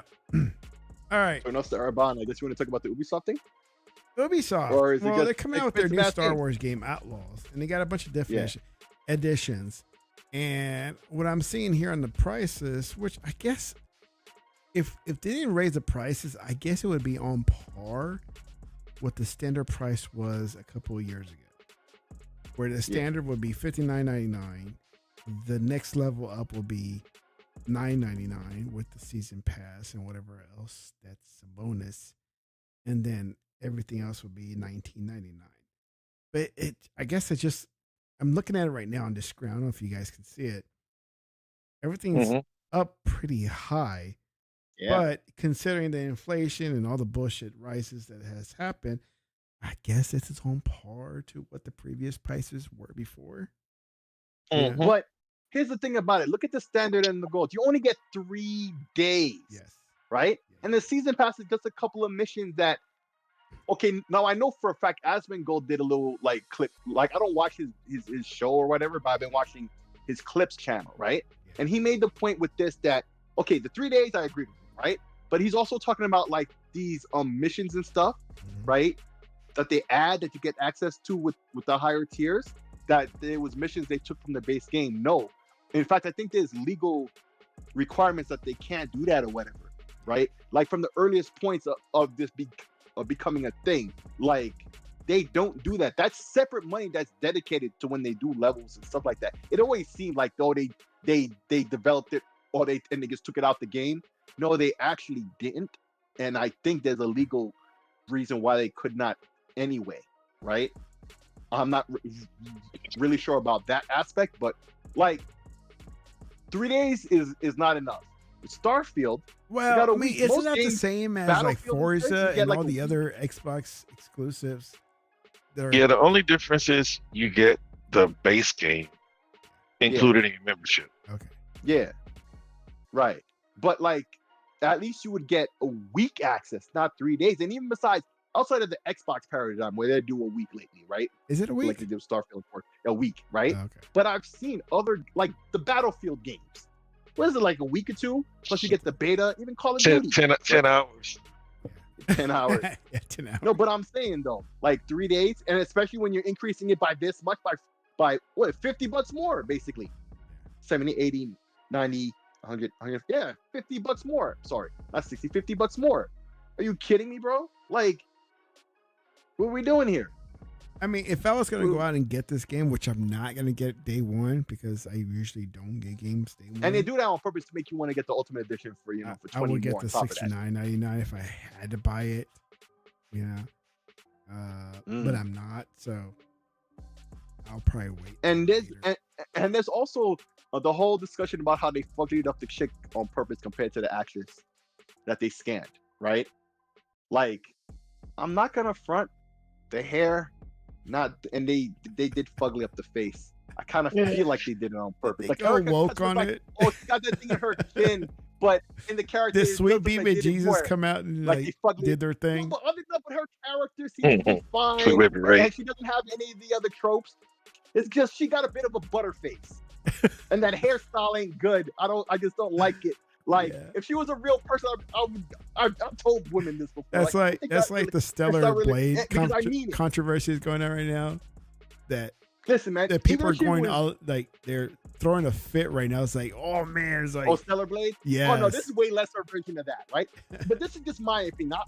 I know there's some kind of other discussion going on. I really don't know. I really honestly don't. Yeah. I'm just saying her face is a little bit of a butterface, but my issue is just the hair. And that's the thing I've said to real women in the real world. Like, I really don't like her design. Just, I think it's not so well done because it's not so well done. If it was a dude and it was equally bad, it would have just been bad. It's not because it's a chick or any of this other drama that's been going on. Because the character and all that other stuff doesn't seem to have any of those tropes or whatever from the dialogue that I saw that made me feel some kind of way, like she's a Mary Sue or anything like that. She down bad character-wise, you know, and that's the whole plot of it. She's trying to get this heist off, you know, to not be down bad no more. You feel me? Like, hey, I could appreciate that. I think we all can, but she gets a bit of a butterface. But yeah, Ubisoft, man, the pricing ain't good, and it's messed up that they did this. This game was looking, because we ain't heard nothing about it since the first time we heard about it, and now we're seeing footage that says, hey, like the fans is already like, oh, I'm with that. The gameplay is tight and all that, looking tight and all that, whatnot.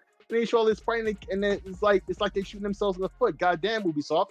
You just can't do nothing right. Like, this was, and it probably still is poised to be a big seller, right? But probably could have did way better if they didn't do the bullshit they did here. But at the same time, I heard another theory. I think it was Ono was Alex. I did see his video on it.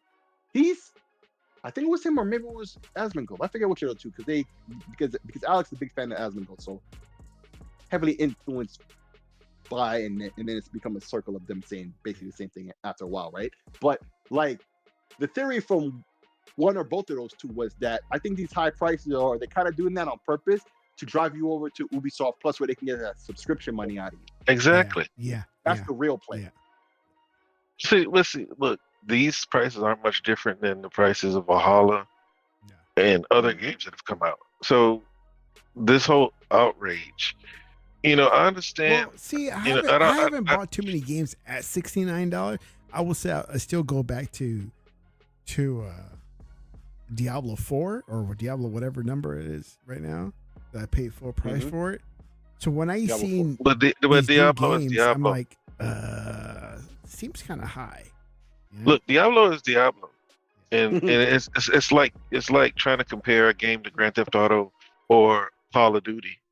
It's like Call of Duty is Diablo is an institution just like those other two games I mentioned. But these prices aren't much different than the others. But the thing is, like Six there, I was waiting for one of y'all to say it. And this is what a lot of people were anticipating Xbox do, which is what I would hope they wanted to do. If you really want people in your subscription service, you price games to the point to where you tax the people who aren't smart enough to make the wise decision. Right. If I'm going to charge $18 a month, now if you're a Ubisoft fan, which I am, going into the subscription makes absolute sense. But for me, I know that if Ubisoft games don't hit certain markers, which they rarely ever do, the price is going to be what I want it to be in 6 weeks, 6 to 8 weeks. But the play is, yes, to put you in a subscription. But if there's any publisher that has a right to have a subscription service, it's Ubisoft, especially if you enjoy their content. They release more games than any other third-party publisher. They always have, right? They've always had more than enough. They're about to drop another Prince of Persia game. All right, they just dropped a Prince of Persia game. Just look at just this year, right? And we like doing the same thing with Xbox, right? They dropped a $50 game for the deluxe. So let's just say it was a $40 game. They're about to drop a $70 game later this year. What other game did they drop this year? Skull and Bones, whether you like it or not, is a $70 game. So now we're talking about $150. We're talking about $190. I think that the subscription pays for itself, especially when you factor in DLCs and things like that. They're only going to get stronger. We make these same arguments for Xbox and their subscriptions. They're only going to get stronger as the time goes. They've reloaded. Now they have a free-to-play game out there, and then they have another one that's probably in development hell. I think it's called X Defiant, which you wouldn't have had to pay for. Now, if they figure out a way, the same things that we've been saying about Xbox, give you perks for being subscribed, right? Give you perks for playing X Defiant, give you perks in Skull and Bones. Now, my issue with them, because I'm hearing that this game is a gas game, right? Now, $70 for gas games, I have a problem with. It should be free to play. If you want me to pay all these extra monies for things, then make it free to play. That way I can just get into it. And I thought they figured that out years ago too. Like, well, Skull and Bones should have taught them this lesson. But they're full steam ahead on this, and I don't understand why. Now, if it's a gas game, that I'll have a problem with. I haven't heard anything. I'm just seeing people say it. I have no interest in buying this day one, so I'm not going to do a whole lot of research about it. But I do enjoy Ubisoft games, and I do think that if there's a publisher that should be trying to push people into a subscription, it's that company. Microsoft, EA, like the subscription services that I feel like the companies I feel are worth having a subscription service are Microsoft, Ubisoft, EA. They release enough games. They publish and release enough games that make it worth your while. Because even if you go through Ubisoft, their whole catalog, if you read that illustration that you had up there, it says 100+ games. Yeah. Right. It's worth its price. Same thing for Microsoft, because they're also giving you third-party games and third-party day ones. It's worth its price. Yeah. EA has a huge catalog. They could have did it too, but get out. And EA is worth it. You see what I'm saying? But I don't play their games. I don't play Madden or anything like that. So it's like I used to, but I don't now. It would be worth it if those are the types of games I play. Like, a lot of people need to stop projecting on others. It's not for you. Right? Yes, they're trying to push you in the subscription. And if you had a business, you'd be trying to do the same thing. If you're in Ubisoft's position, you'd be trying to do the same thing. If you're in EA's position, you'd be trying to do the same thing. So many people have tried to buy Ubisoft over the years. If they don't get it right, somebody's going to buy it. Right? EA has been trying to sell itself off. Nobody can really afford it that wants them. Right? Because for one, they want a Bungie deal. They want all the money and to still be able to act autonomously. That's just not how it works for 40. Well, it'll probably cost $50 to $60 billion to acquire them. Because unlike Activision, they're healthy. And Activision was unhealthy because of Kotick. Because if Activision was going to be acquired before the Kotick debacle, they would have gone for around 120 billion. Because their stock price is already at 100. So Microsoft was able to get them for 90. But they were worth 70 as a company. So it's like EA wants to be sold. All these look, this is why I said gaming is not as healthy as we think it is, right? And we don't need to be telling people to go buy more games if they don't have time to play. It's up to them to find a way to make themselves viable on the market. I can go on and on, but I know you wanted to say something, Six, so go ahead. Quick. So you remember the discussion we often have? I think even as recent as last episode or the one before that, Steam versus Epic and blah, blah, blah. But if you notice, the same ones that were large enough to have their own stores are the same ones you're saying now. And I completely agree that should be having subscription services, right? Because they offer this much content, right? And there are a couple others that need to strive to, I don't think they're ready for, but need to strive to being able to be in a position where they could do the same thing too. Namco, I think, is one who could do it. Capcom, if they wake up and get right, they could do it. But they've been getting right. Like, they got out of debt and stuff like that. So they've been getting right. But Capcom is like Rockstar level. Yeah, I don't. It's like they don't release a whole lot of games. Right. When they release a game, it's an event.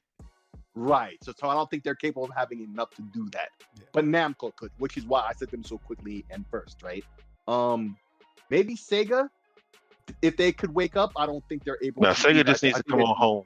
No, Sega just needs to come on home. Yeah. But besides that, if they weren't, I'm just saying, examples of publishers who could, from their back catalog and their level of output currently, right? That's why Bandai Namco is so easy to suggest like that, right? Activision would have been one if they didn't get purchased, right? Like, they should have been working on that, right? And in a way, they kind of did with the business. But Activision doesn't come out with enough games. That's the thing. But they have such a back. Once again, see, like, it's hard to name any other because their output currently doesn't support that. But they have a back catalog, right?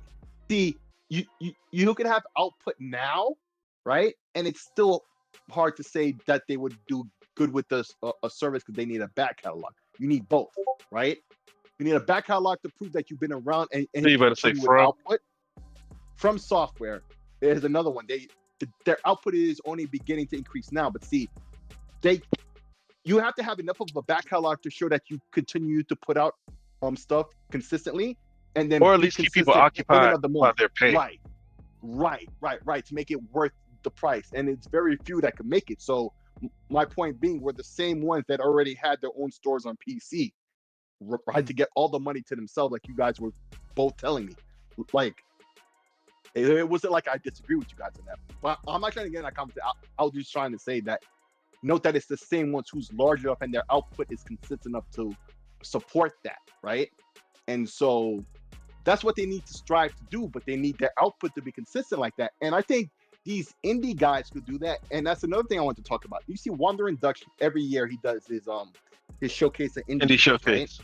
Right? And then yesterday there was that Triple I thing. At very first, I thought that was his under a new name. There's actually some other thing. And I love the name Triple I, contrast to Triple A.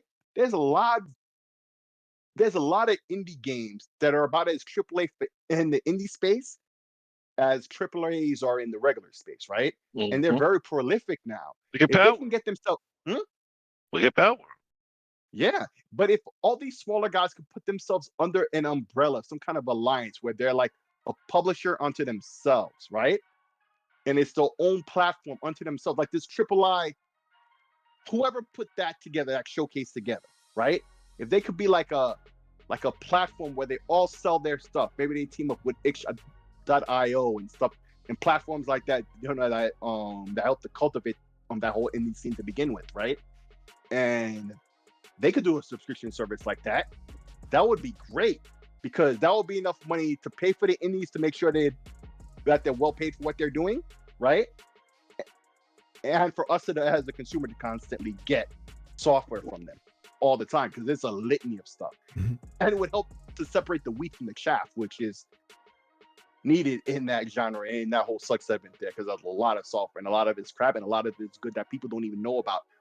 How often have you played one of these games that had been out for a minute, it's right up your alley, and you didn't know about it for months, maybe even years after release, and it's exactly the type of game you've been waiting on or would like, had you known about it when it first was about to come out, right?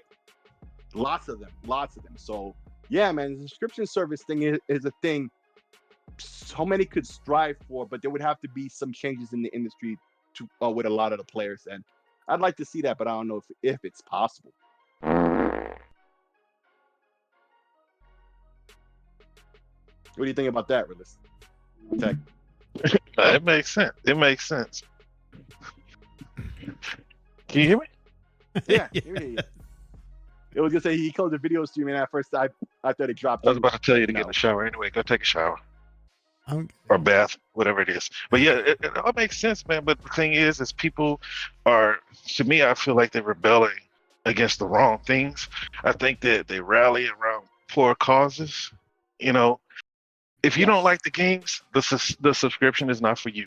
If you don't like the game, you're not going to pay any amount, right? Which is why, like, there was an Xbox fan making fun of the PlayStation fans for being excited about Star Wars Outlaws. Fine. If they want to spend $140 on a single title, let them. If they know that the game is going to go down by 50% in a month to 2 months, let them. Like, I always bring up Joe from Seattle because he's in my algorithm.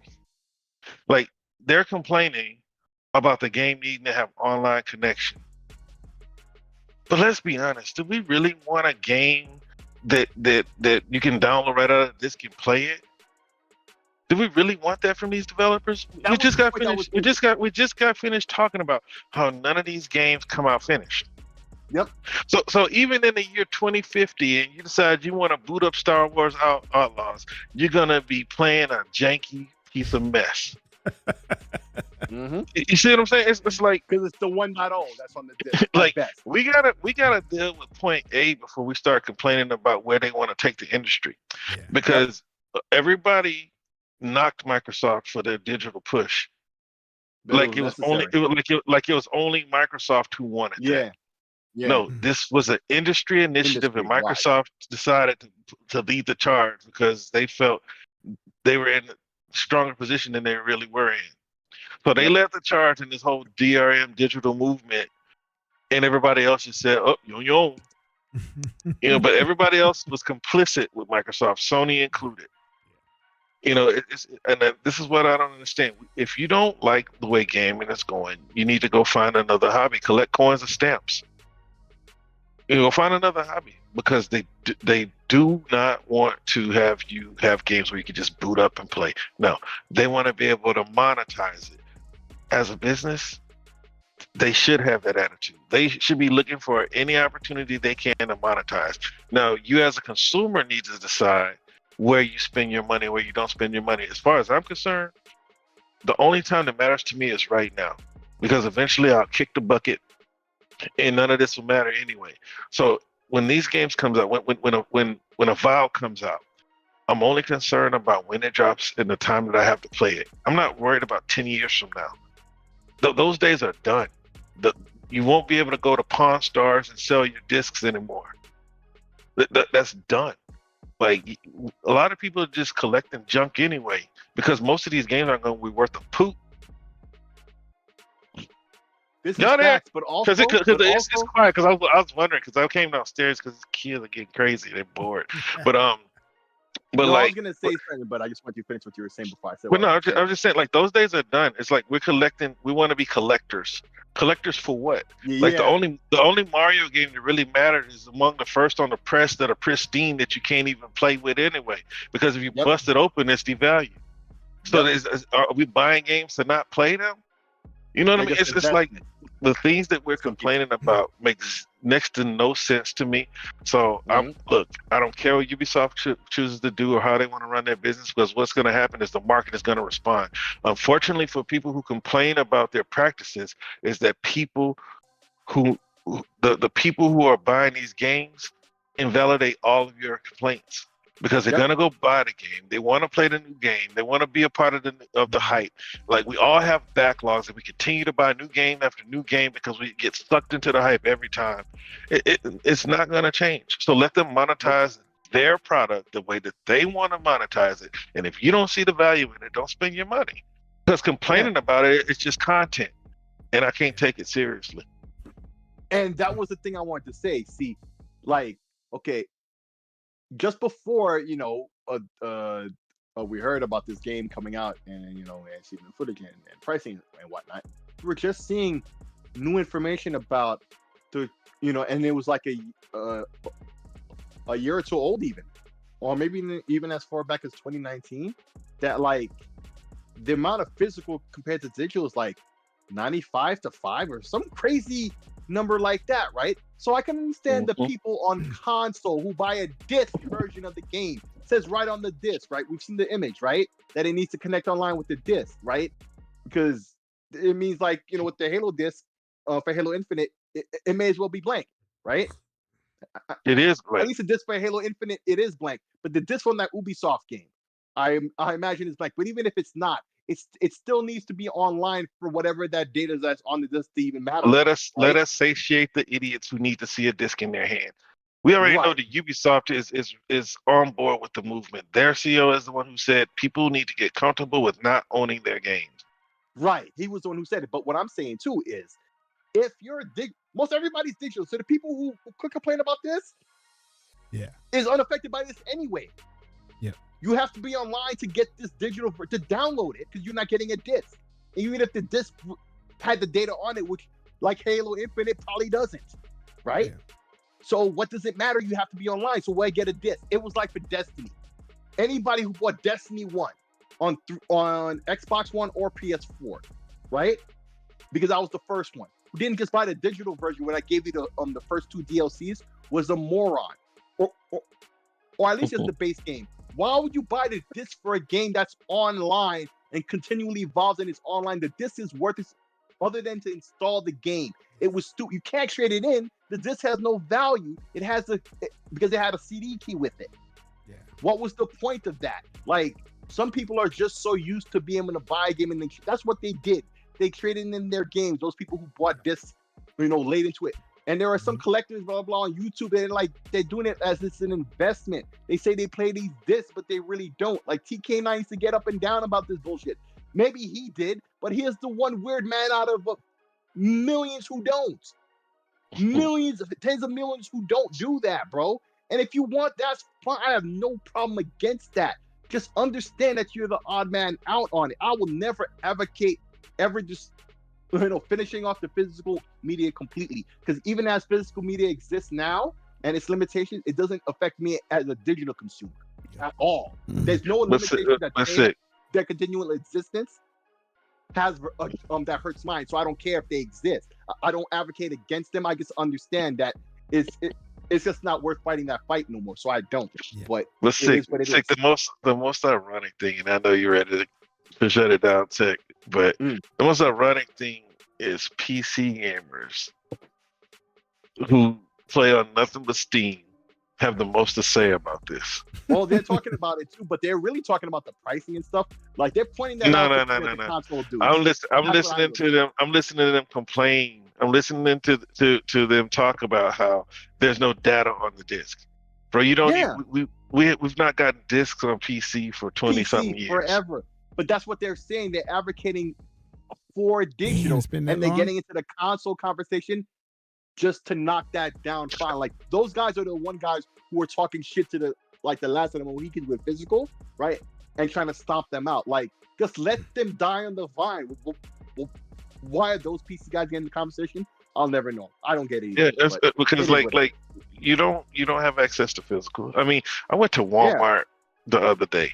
I was at Target. It was one of them, right? And they have a rack of PC games, and it's like all the edutainment stuff. Edutainment like stuff, right? No, they got some. They had some games. They had Grand Theft Auto. They had, come on now, my Walmart has like casino type games. Well, I was gonna say that they have casino games, Wheel of Fortune, and some other crap like that. But they did have Doom, Grand Theft Auto, and something Tycoon. But it was still 6 or 7 games. Like PC physical is dead. It's like when you buy a computer or PC, whatever you want to call it, it doesn't even come with a disk drive in most cases. Hasn't for a decade plus. And PC physical games never went to Blu-ray. They stopped at DVD, and DVD was a crutch. But didn't you put the disc in? Then you put the disc in and download the game. No, you put the disc in and would install the game off the disc, and then you would have to have the first disc in there to prove. Otherwise, the game wouldn't run. Eventually, they came. I mean, I do my taxes on TurboTax, and you can't even get the disc anymore. They give you a download. Why would you get the disc? I do it on my phone. Yeah. I do it on my phone. It's not hard. Yeah, I know you're married with kids, but depending on your situation, you might need. But even then. On your phone or tablet, look over here in this household. We need the deluxe it's version. Free. Okay, we need the deluxe version, which just costs money. Yeah, it's like $50. Yeah, but software is software, and it routes you to the website. You know what I mean? So it is what it is. But,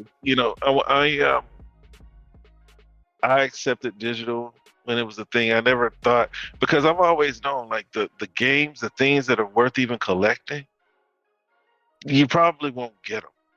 You know what I mean? Like some of these games that I see people spending, like we call it an investment, but it's really not an investment unless it pays you something back. So like the only thing that I see really benefiting is like first presses and things like that, and we're not getting that. The only thing that I see really going for big money is like old Nintendo games and Atari games, come on, things like we can that. go back as early as NCAA 14, which was the last true. Yeah, but how much can you sell it for? You sell it for a few $100s right now. For real? That's one. Yes. That's one. I mean, because I know like the one with Marshawn Lynch. I think the one with Marshawn Lynch on the front of NCAA. I think that's the one. Okay, you get a few $100s on it.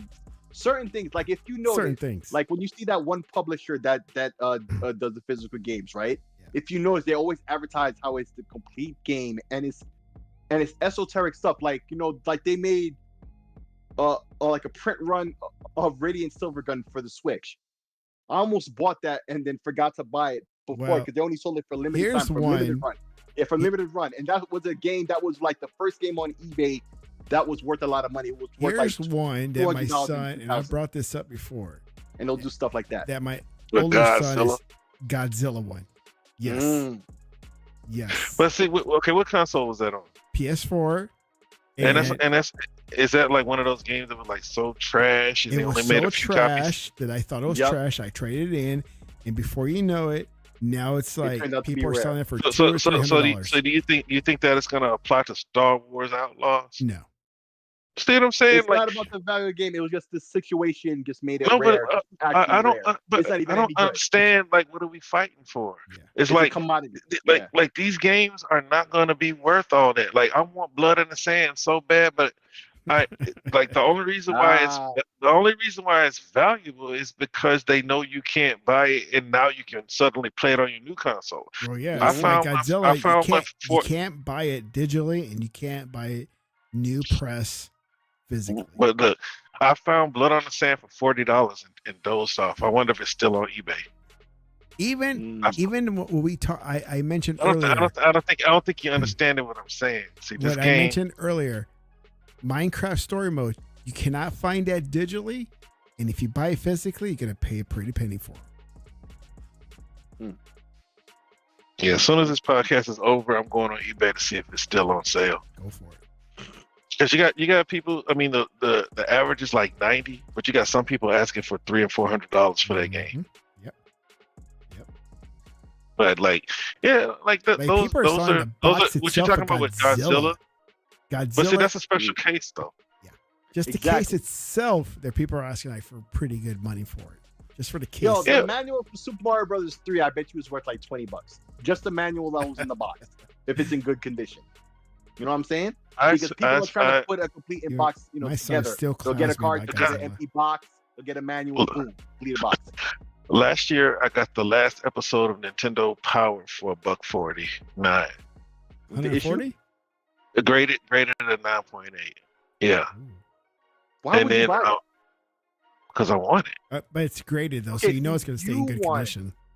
Okay, but see, were you ever going to plan to sell or whatever? You just want to keep it because it matters to you that it was the last one. No, my wife is just going to bitch at me till the day I die. Nice. Because back in the day, I used to keep all my Muscle and Fiction, and so eventually she got me to throw those away. Muscle and Fiction, Muscular Development, because I was a personal trainer, so I used to just read and collect all these books. I had a boxes and boxes. I was a single man, and so she was like, "What do you need these for?" I was like, "They're mine. I like them. I like looking at them.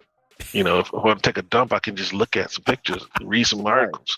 It is what it is." But the Nintendo Power, the reason why I wanted the Nintendo Power, and these are like rare cases. It's like when people want to sell things and there's some like high value attached to them, there always has to be a special case.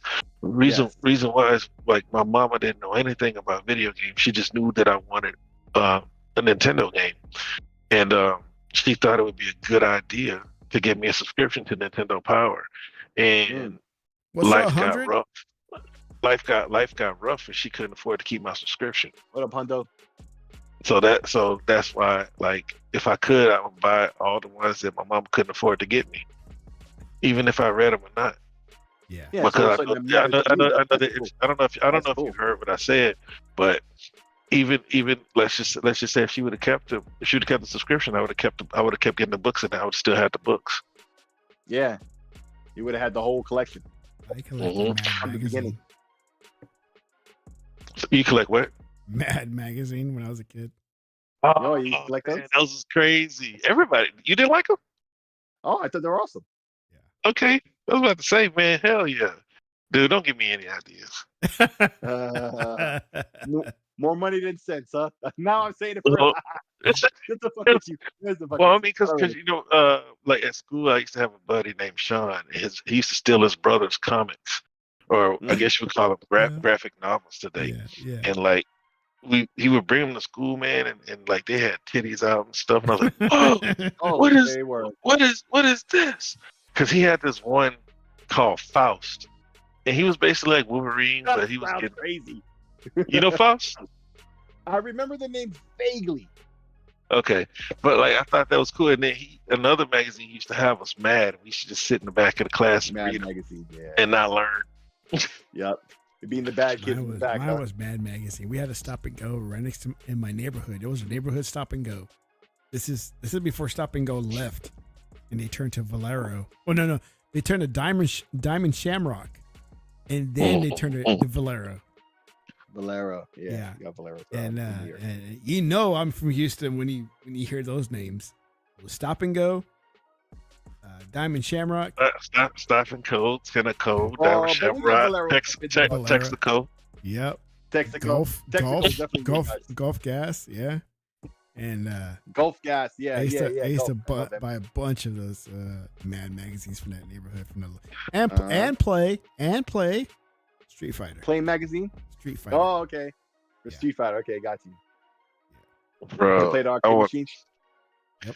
I thought every time I go to Walmart, man, that thing is calling me. But I know if I buy one, that I need to buy like 6 more to make it look like an arcade.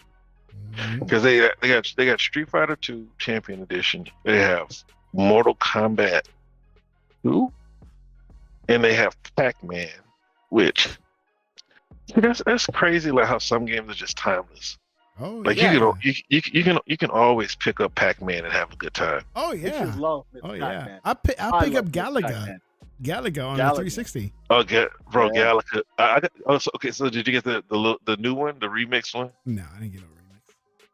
No, it's like a updated one, but it's like, okay. Well, I got Galaga. Well, I need to boot up and set up my 360 before they shut down the store, so I can download some of the 360 games that are not backward compatible. I want to make that clear. They're shutting down the store to buy Right. stuff. If you own stuff, you can still download all of that. Oh, okay. Right. Yeah. Yeah, I don't know what you guys are getting confused about, man. A lot of because people are confused about that. And it just sounds confusing, and I'll tell you why. It sounds confusing because when I re-download stuff, I actually go to the store and I download it. So that's my reason. It's like, okay, if they're going to shut down the store, I won't be able to download. Which I know in the past when they shut down previous stores, I'm still able to download stuff. Or when they delist a game, I'm still able to download it. But now they're talking about just stopping the entire store. So that's kind of different compared to delisting a game, you know? Well, let's just say like delisting the whole store, basically. Yeah. Well, they're gonna stop you from being able to buy the games. I mean, because if you look at it, like the Xbox One was out for 7 years. We're 4 years into this one. If there was a 360 game you want to buy, you should have bought it by now. Yep, and they gave away. Well, there's games like I'm gonna tell you one that's a freaking now. Classic that I think everybody should play is the Transformer games. Transformers. Pretty sure they gave that away. War for Cybertron. It is amazing. But don't they own that now? Yes, but they haven't. But they probably don't have the Transformers license, so they probably have to do that. But Transformers said they were down. Hey, if they're down, remember that? Bring it. Hey, that was a direct response. Remaster it because it's an amazing game. Or just resell the one they already got beforehand. Or resell what they have now, because War for Cybertron and the other one, the sequel, are amazing. They're awesome. Okay, so would you be cool? Would you be cool if they worked it out and they were able to just put it in Game Pass? Yes. They own it because see, that's what I think. I think everybody wants a subscription. Do y'all remember that subscription that Microsoft partnered where you could play classic games for like $90 one-time lifetime fee? Oh no. And online, I think it was. No. I don't know. Okay, I think that is what it is. Yeah, you can look into it because I'm gonna look into it after the show, Sick. But it was a subscription. You can play retro games. It's like $90 one-time lifetime. And you like streaming them. Yeah, I think it's Outlaws Online or something like that. Because what's his name?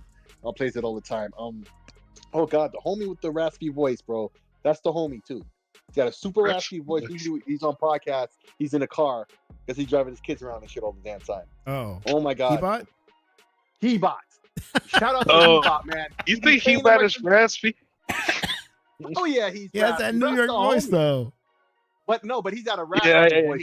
Isn't he Puerto Rican? What is he anyways? What is he? Huh? Like a Puerto Rican or something. Is he Puerto Rican? Puerto Rican. He's Puerto Rican, I think. Or yeah, I'm pretty sure he's Puerto Rican. I'm like 95% he's Puerto Rican. Okay. Yeah, I'm pretty sure he's Puerto Rican. Yeah, shout out to He-Bot. Shout out to He-Bot, the homie. He plays them retro games and he does. Playing them on. Him and Sega Man. Yeah. And Sega Man, yeah, and they both know I'm into the retro games, so I've spoken to him a lot about retro games. He-Bot likes those retros and action figures. And action figures and stuff. Yeah. But I always make fun of him about his towel because he's always carrying a towel. I love that, man. That's why. He needs to get a towel with his logo or whatever on it. Fat boy gotta dry that back of the neck. Every time he comes online and I'm able to catch him online and be in this chat, I say, dude, it's like, I hope you have your merch ready for your towel. Like a logo of your He-Bot. That's what he needs to do. I've been saying that. He can make money off of that shit, I feel. Hey, because look, my cousin was like that, bro. Yeah. I said, man, you probably need to put some water on that towel, man. Because like he have a towel. But see, you're from here. Bro, it is super duper hot here. Yeah. Like even the skinny people are about to fall out of here, but the fat boys breathing hard. They sweating hard. Fat boys water down the street. Yeah. It's hard out here. Say woo. But yeah, man, I always shout him out every time I hear about him because man, him and Game Heroes have probably the most useless gaming knowledge that I ever I call it useless knowledge, because I have like more than that. I said so much useless shit that I know. well, see, look, I call it useless knowledge, right? Because you won't make any money off of it. Right. You won't make any money off of it. No, because like my Right. sister and I, we win. Like we can't be on the same team when we're playing like Taboo or anything like that. Because we say we have the most useless knowledge of the whole family. So like, no, we got to be on opposite teams because it's not fair. We know a little bit about a lot of crap. So, but those guys, they have so much gaming knowledge about stuff I never even cared about. Yeah. But it's good to. But see, like people who like knowledge, like listening to people who actually know some stuff. Yeah. Like if you talk to Game Heroes about freaking writers and publishers, this dude read the credits. He read the credits. He really did. And he remembers. He really does. I'm not reading credits, man. I just read the thank you. I don't read the thank you. But he does. Bro, he watches the credits so much, he actually gets to see the there's a term for it, like the babies that are born, right? Or at least can see them born within the time frame of development, because oftentimes they'll have like pictures of like the development team, and they might even be a picture of just all the pregnant women, right? Wives or maybe even staff members, right? Who were all pregnant within the time or had kids within the time of development of the game, because sometimes some games they take a couple years, and there's a term for that though, like the game babies or something like that. But like he probably knows all of them, man, by name. But see, you gotta admire somebody who is passionate. Who's passionate about anything that's not negative. You know what I mean? Yeah. Because it's like I when I was in construction, I met guys who knew everything there was to know about nails. You know what I mean? Because when I was a crane operator, I used to have to help everybody. It was the hammer guys, the rod busters, everybody. And like, I just sit there and listen to these guys talk about screws, how they were made, and how you strike them, how you screw them, what you need to. Because I mean, like people like passion. People buy into passion.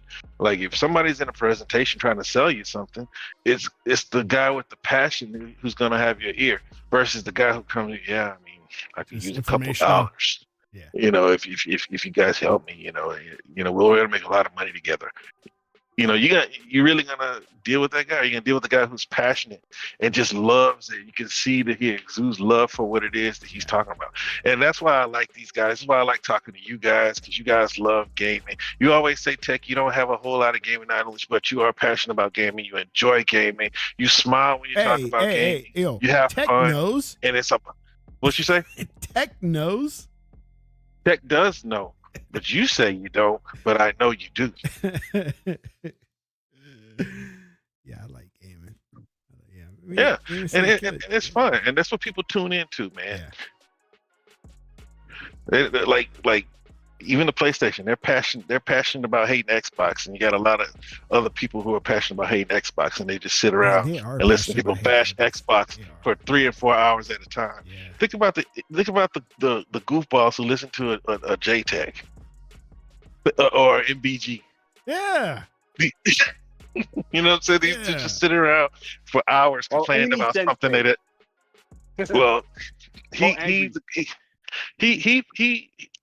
Okay. Legal, let me ask an honest question. Have you guys actually listened to these guys who are anti-Xbox everything? That's what I'm saying. Ubisoft is one of them, but I can't stand. I don't know any of those guys. I block them, and I don't really block them. I mute them, so I try to keep ignorance like that off my timeline to begin with, right? Mm-hmm. So, like, I only know the biggest names, the JTech, King Thrash, or whatever, stuff like that. Like the worst of the worst, and of course, Chris Hart, right, who just continually says the dumbest shit, and it somehow gets on my timeline, even though I have him muted, because everybody's quoting how epically stupid some of this shit is. But I think he got a mental disability, though. I think it has to be. It has to be. But all these guys, that's why I don't make fun of him anymore. I think he got a problem. Hart? He just got. I don't know. But my point is, right, their stuff is so absurd that even though I have them muted, it still pops up on my timeline because somebody else is quoting it. Well, my stupid Twitter always ends up on the For You section that they end up on my they do timeline. it on Why are they in my timeline? And realize I was like, oh, They I'm do not it on looking at my purpose. other tab. Yeah. You know? Yeah, so mute those guys. That's what you gotta do at You gotta do the following tab. Yeah, I don't like the following tab. I hate that tab. But that's like us. Yeah. That's the one you want. You know, those are the people that you're following. You want to see that. You don't want to see the No. No, I'm sorry. The For You one. You got it back. The For You. Yeah, the For You. Yeah, they're doing that on purpose. I wish I could just turn that off because I hate that having that helps the people who pay get noticed. Yeah.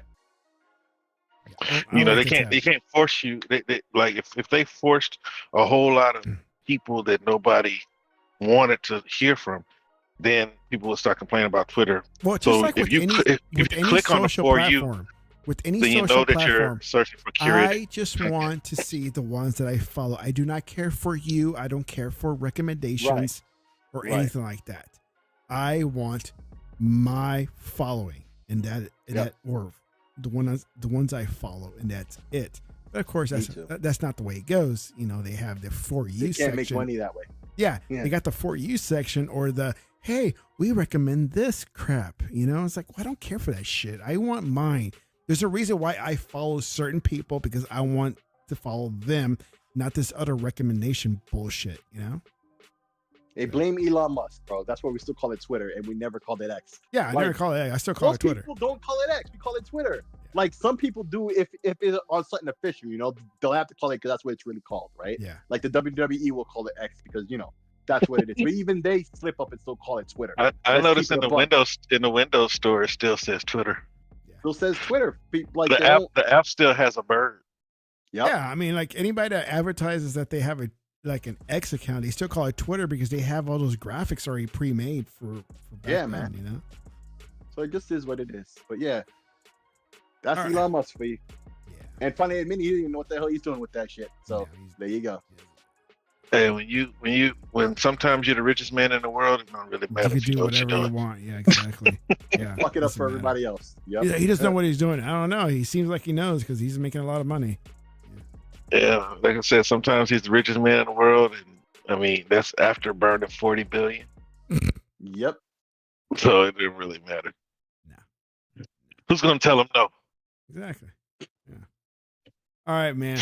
Let's get off this. I'm gonna get something to eat. I'm hungry. Woo! And I'm still loaded, baby. I'm just tame though. I was tame today. You were tame. I think you're sobering up. I don't think I had enough to drink, man. I don't think so. I don't think so either. I think you had a buzz talking about you were loaded tech, but you were half cocked. Yeah. Yeah. I don't think I was that loaded today. No, you're just half cocked. But it's Thursday. If you want to do a loaded tech show this weekend, I'll join you. I get on the camera and everything. Yeah, man. If you really want to do that, let me know. Yeah, man, you guys are really down for a loaded tech, don't you? bro, because like we're pretty much reserved. Like normally, I'm like just got off work and I'm like damn near about to pass out. Yeah. And I do these shows, but today like I slept earlier, so I'm like, all right, let's go. And then it sounds like you've been relaxing, getting loaded. Sick is normal. Sick is probably what do you call it? Even killed all the time. Me, I'm normally pooping, but now like I'm about to start my day. You know what I'm saying? but like on the weekend, like I was just cleaning out the cabinets. I just found some what is this? 1942. Oh, nice. Ooh. And so I was like, shoot, man, what do? I don't really drink like that. That's how I forgot it was there. I had a bottle of Tito's. You know Tito's. Y'all, Tito's probably nationwide by now. Y'all got Tito's? No, Tito's is pretty much only in Texas at first because they're from Austin. I drink beer. No, it's everywhere, bro. It's everywhere. Well, I mean now, but like when it first came out, it was like just like around here. Like nobody I ever talked to knew what Tito's was, but it was some of the smoothest vodka that you could get. I drink beer. That's the thing. But you don't drink. You drink that. See, I've drinking some liquor in my days, but I've kind of went off to beer, like just to be. If I'm gonna drink, I drink with a purpose. Yeah. Okay. And I don't drink often, but when I do, I drink with a purpose. But beer takes me too long. If I'm gonna drink, where I'm planning to sleep in my car. I'm sleep in my car. Bro, if I drink beer, like it's like sodas. All it's gonna do is just leave me burping. It does leave me burping, but it does get me loaded up though. I be drinking Yeah, if wine you drink with her. Like enough. beer does nothing for me. Like I'd have to drink like a good whiskey or something better than that. But like wine could do something. But like my thing is just is vodka tonic, and I can drink that all night, and I'll get loaded up pretty good. But here's the pussy ass thing that I've gotten into because of my girl. Because like dudes who drink like Zima or no, I don't know anybody who drinks Zima. What's that docu? Oh, what's it? Yeah, that was you. Oh, what's Smirnoff. That with Smirnoff. Oh, what's that thought juice in the cans? I refer to it as thought juice. One way Dragons use that shit all the time. It's talking about that new one. Trulies. It's a couple years old now. No, it's in the cans. Trulies. With the like, they have like a green one, they have a red one. Yeah, I know what you're talking about, but I don't know the brand. I know what you're talking about. Anyway, yeah, like I could drink that, but that's like weak shit for me. But like, what was that other one that I was saying? There's this other one. Oh yeah, the beer, grapefruit. Okay, so like that's some pussy shit to me. Like there are dudes who drink like apple teenies and stuff like that. I'm like, the fuck, right? That's a drink. That's a drink for chicks. What the hell? But whatever, bro. That's you. But for me, the one, and it's my girlfriend's fault. I'm not gonna. It's a grapefruit beer. Yeah, I don't know. Holy shit. That reminds me. It's really good. I went to Sam's, man, and got some grapefruit juice. I love grapefruit juice. Actually. Disgusting, but it's good for you. Yes. But anyway, man. Yeah, we could do a drinking show on the weekend. Just let me know, man. Yeah, load it up. Yeah. Yeah, man. I mean, hey, just saying. I found me loaded some up edition. Yep. The DLC. I'm telling you, I was cleaning up and I found it. Somebody knocked over my Tito's, but I still got that 1942. Oh, somebody knocked over your Tito's. It's like 20 years old. Yeah, they broke it. $15. Oh, Wanted Dead is on sale on Steam for $15. Wanted Dead. For real? What is that? Yeah, man. Yeah, they said it was bad, but I always said I'm gonna try. It's a solid game, bro. You can add that to your 300 games in your backlog. Wait, do I own this already? Indeed. Holy shit! Wow, he's excited. He's excited to buy a game he already owns. Yo, that's sad. To you, bro. That's sad. That's sad. You pick up the shit, and then you have so much you don't even know. I can see. Just see, sometimes I forget that I bought it on one storefront, but I never forgot that I bought the game. See, now that's sad. I don't want to hear no more crap. But at least he caught it that it's on it. And I say it all the time. You know what? He didn't catch it. He didn't catch it. Steam caught it. No, Steam caught it, right? Because I went on Steam. Steam said library. That's how he caught it. No, because I was on Reset Era, and then somebody posted it, right? Because they'll post stuff like that in the threads, right? Like this is why I used to go to NeoGaf back in the day. Like they used to, when they were actually a community, was even like a real community. But still, there was actually information there, right? So you just scroll through, you see shit like that all the time, right? So you get tidbits of info. Well, there's a tidbit of info. Wanted is $15 right now on Steam. But yo, bro, like you eventually buy so much good shit so cheap. I played it once before, right? Because Game Heroes reviewed it. He didn't have good things to say about it. But it's tough, and he's not the type. He ain't built for that. That's the type of shit for like Beast of Truth, right? Like when Beast of Truth. But they say it's tough because it's jank. No, because it's like Ninja Gaiden with the kind of like what's that game that came out as a PlayStation exclusive, and they were hyping it up. It was AA game, Kung Fu game, Seafood. Oh, Seafood, right? But harder than that. But like, if you get, but it was hard because it was jank. It was broken a little bit. Right. But this isn't. It has high level techniques, and even before the game came out, there's lots of videos that they released about it, showing you, like the gameplay techniques and what to do. So it's got that complexity like the Devil May Cry game that at the high level of play, right? But that's like the default level of play in the game. Like they use those mechanics heavily. Yeah. So you got to be in there with it. So,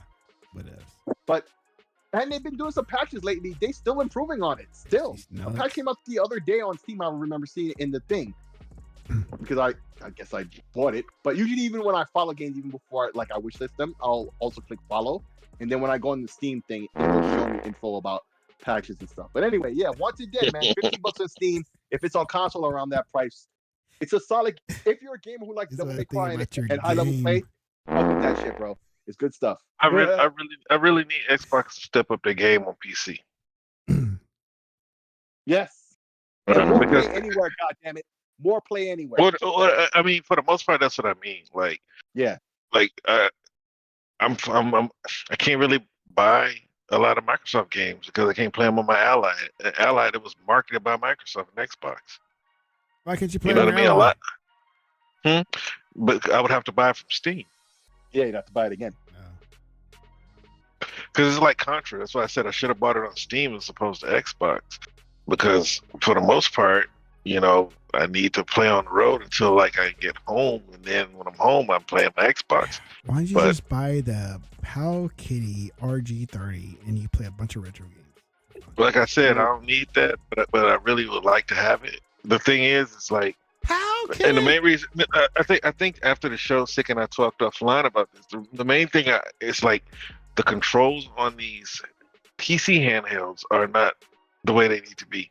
On the Steam Deck, it's better than the Ally because it doesn't but it's not that much better. It's something, I guess, with the way the inputs work. Because I played Mike Tyson's Punch Out. Like when we got finished talking about the Powkiddy, I put the emulator on the Ally because I didn't even bother because I have the whole suite set up through EmuDeck on the Steam Deck. Here's an issue that I found when I had the Vita. And I know this is going way back, but I think it still applies because it's a mobile device. Yeah. And it had some shooter games and other type of games on the Vita. My problem was, and tell me if this is what you got, that when I play certain games, you're looking down at a controller and screen at the same time and trying to do your maneuvering. Whereas when you're playing on the console and on TV, you're not looking at your controller, you're looking at the TV. You're not thinking about looking at the controller. Well, I used to have that issue early on when I first had a Game Boy, right? And what I realized was not so much with the Game Boy because it wasn't good with that, but even then I first started messing with that. I would notice I would start holding it further away with me and more up more. Like, if you ever seen those Aya Neo, I know those handheld PCs from Aya Neo, they have one where it has like a sliding screen, and so it has a keyboard under it, like a what was that phone? Like the the Sidekick, right? The Sidekick, no, the Sidekick, right? But what the guy was saying, I think ETA Prime was saying with his, like he did like a 6 month, or it was the Fox did a video, like a 6 months of having his, right? What he usually does, he'll have the screen slid up, right? Even if he doesn't need to use a keyboard, because he could slide up the screen, and then when it's at the highest height, it could like tip up forward a little bit, to like 15 to 20 degrees, right? And so you could have it like further away from you, up, and so it's more comfortable and the angle is better. It helps to adjust what you're talking about. It's not a complete solution, but it definitely helps. Definitely helps. So maybe you should just try to adjust the way you hold these things. And plus, man, let's keep it a buck. We ain't getting no younger, and usually up close vision it gets bad. What you trying to say? I'm slipping? Yeah, I'm saying he must be slipping. I'm nearsighted AF. Father Time is catching up. Ironically, I don't have that issue. I have the issue not being able to see far away. Father Time undefeated. He talking about low T? Is that what you're saying? Low T. I don't know anything about low T. I'm just talking about the vision, bro. Just talking about the vision. Just so you know, man, we probably all got low T. Probably. Your testosterone starts depleting at 25. Oh well. I don't know. I'm still Six like, man, I don't know about you guys, but mine. I'm still here, man. Hey, listen, man. My papa was a Rolling Stone. That's all I could say. Must be in the bloodline, bro.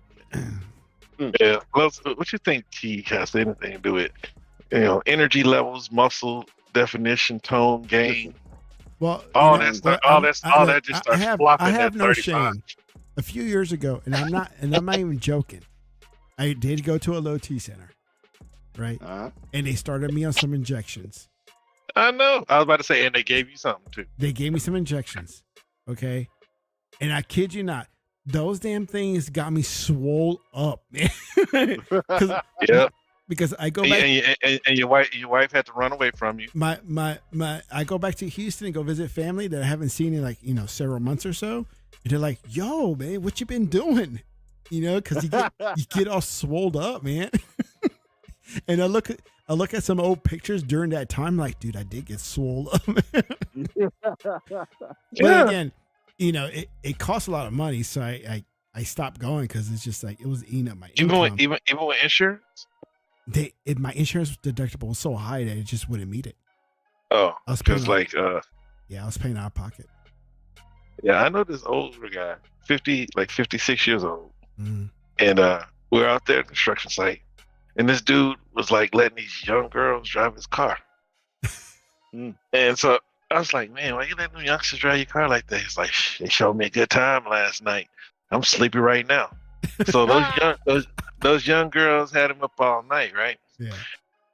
But the thing is like he told me, he said, man, I went and got me a shot. I said, a shot of what? Test. A test, man. He said, I feel like I did 20 years ago. And he's laying up against he was laying against the trailer on the truck, like like a flatbed trailer, and just started nodding off. Yeah. Dog, let me tell you, I got those shots, and they you know, keep in contact with you, and they'll ask you certain questions like, hey, do you have any mood swings? Do you have this? Do you have that? You know, the side effects of T shots. And I did notice I was getting angrier. Like I would go off. Yeah. I would get off. But when they asked me, I had enough, like, I realized so much that I was like, I didn't tell them I was going off. I was like, they're like, are you having any anger issues? Are you having this? Like, no, I'm cool. Where in reality, I was having some anger issues, man. Yeah. I know, bro. Back in the day, when I used to work at the gym, I took something called Masteron. It's not even a steroid. It's something that people on steroids take when they're trying to lose weight. Yeah. And like, it makes you stronger. It makes you Powkiddy. It does everything the steroids does, but it makes you dry. But man, I almost slapped a couple people. Yeah. Wow. Yeah. Like in a convenience store. So when I went back to the guy, I said, hey man, does this stuff make you aggressive? He's like, hell yeah, I thought you knew, man. You work in the damn gym. I said, how did I tell you this stuff outright clearly, even if they think you know? Well, I just knew that, like, I had taken all of the stuff. Yeah. So, you know, when you go to a supplement store, they got the little glass case by the cash register, and that's the good stuff, right? Now it's nothing good in the sub store unless you're just gonna stay natural and you know, take creatine, stuff like that. When I say natural, like basic stuff, because like all of the stuff in the glass is watered down too. But like back then, because like all that stuff is has been banned and they reformulated, and now it's nothing. Right. So man, it was stuff behind the glass. I used to take NO Explode and NO2 back then, and man, I had gotten all I could get. I wasn't losing anything. I wasn't cutting up or anything. I had stuck at 211. And so I said, hey man, I need something more. He said, here, take this. It was some stuff called Rock Hard Solutions. Whoa, boy. Bro, I went in there with my little Italian buddy. He's on juice. And he was on juice back then. He was like 5'5", a little Anthony Delegati. Right? He's like, I can't be big like you. So I might as well be, he's like, I can't be tall like you, so I might as well be big like you. He's from Jersey. Yeah. And this dude was in here, like he was doing 120 dumbbell shoulder press. Just hitting him. I said, man, let me get in on that. I'm like, I said, what the fuck? And it was like lightweight. I was in there like Big Ronnie, lightweight. Woo, woo. I was going off, man. But what made me stop taking it, man, I literally almost slapped 2 people in one day, man, and I stopped taking it. I've been wanting to take something like that ever since. Wow. No, I was getting aggressive, man. Like, yeah, but like, you got to take it out on weight stuff. You just getting shot up and walking around. Yeah, no. My wife pissed me off on certain things, but I wouldn't take it on to her. I would just go to somewhere isolated by myself, and I'll get pissed, like punch the pillow and shit, right? And I've realized what I'm doing. I'm like, I know what I'm doing. And I was like, all right, I need to cut this out because it's just like. But it's just like Rilla said. You're supposed to focus all that anger at you know That's something. Because in Haitian Creole, when they say working out, they use a a word that literally translates to beat metal, right? Yeah. You know, Yeah. that's what like the phrase means, to work out and lift weights, right?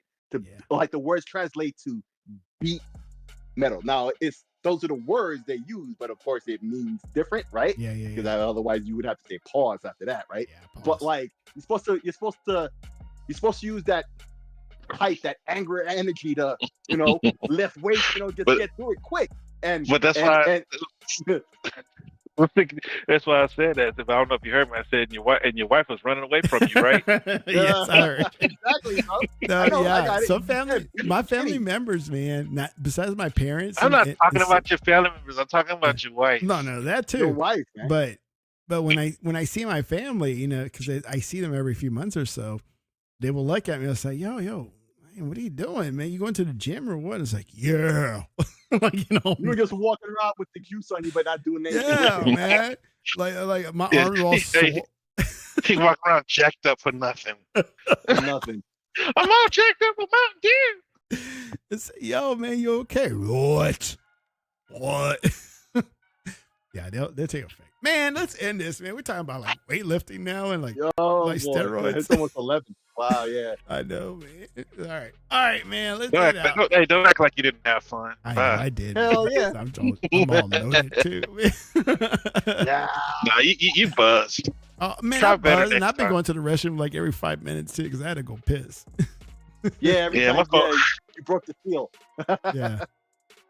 But all right, y'all. Good show. Have fun. Shout out to whoever's left in the chat. Yeah. Maybe 100 there. Yeah. All right, man. You guys, good night. Everybody in chat, good night. Anybody in the replay, good night.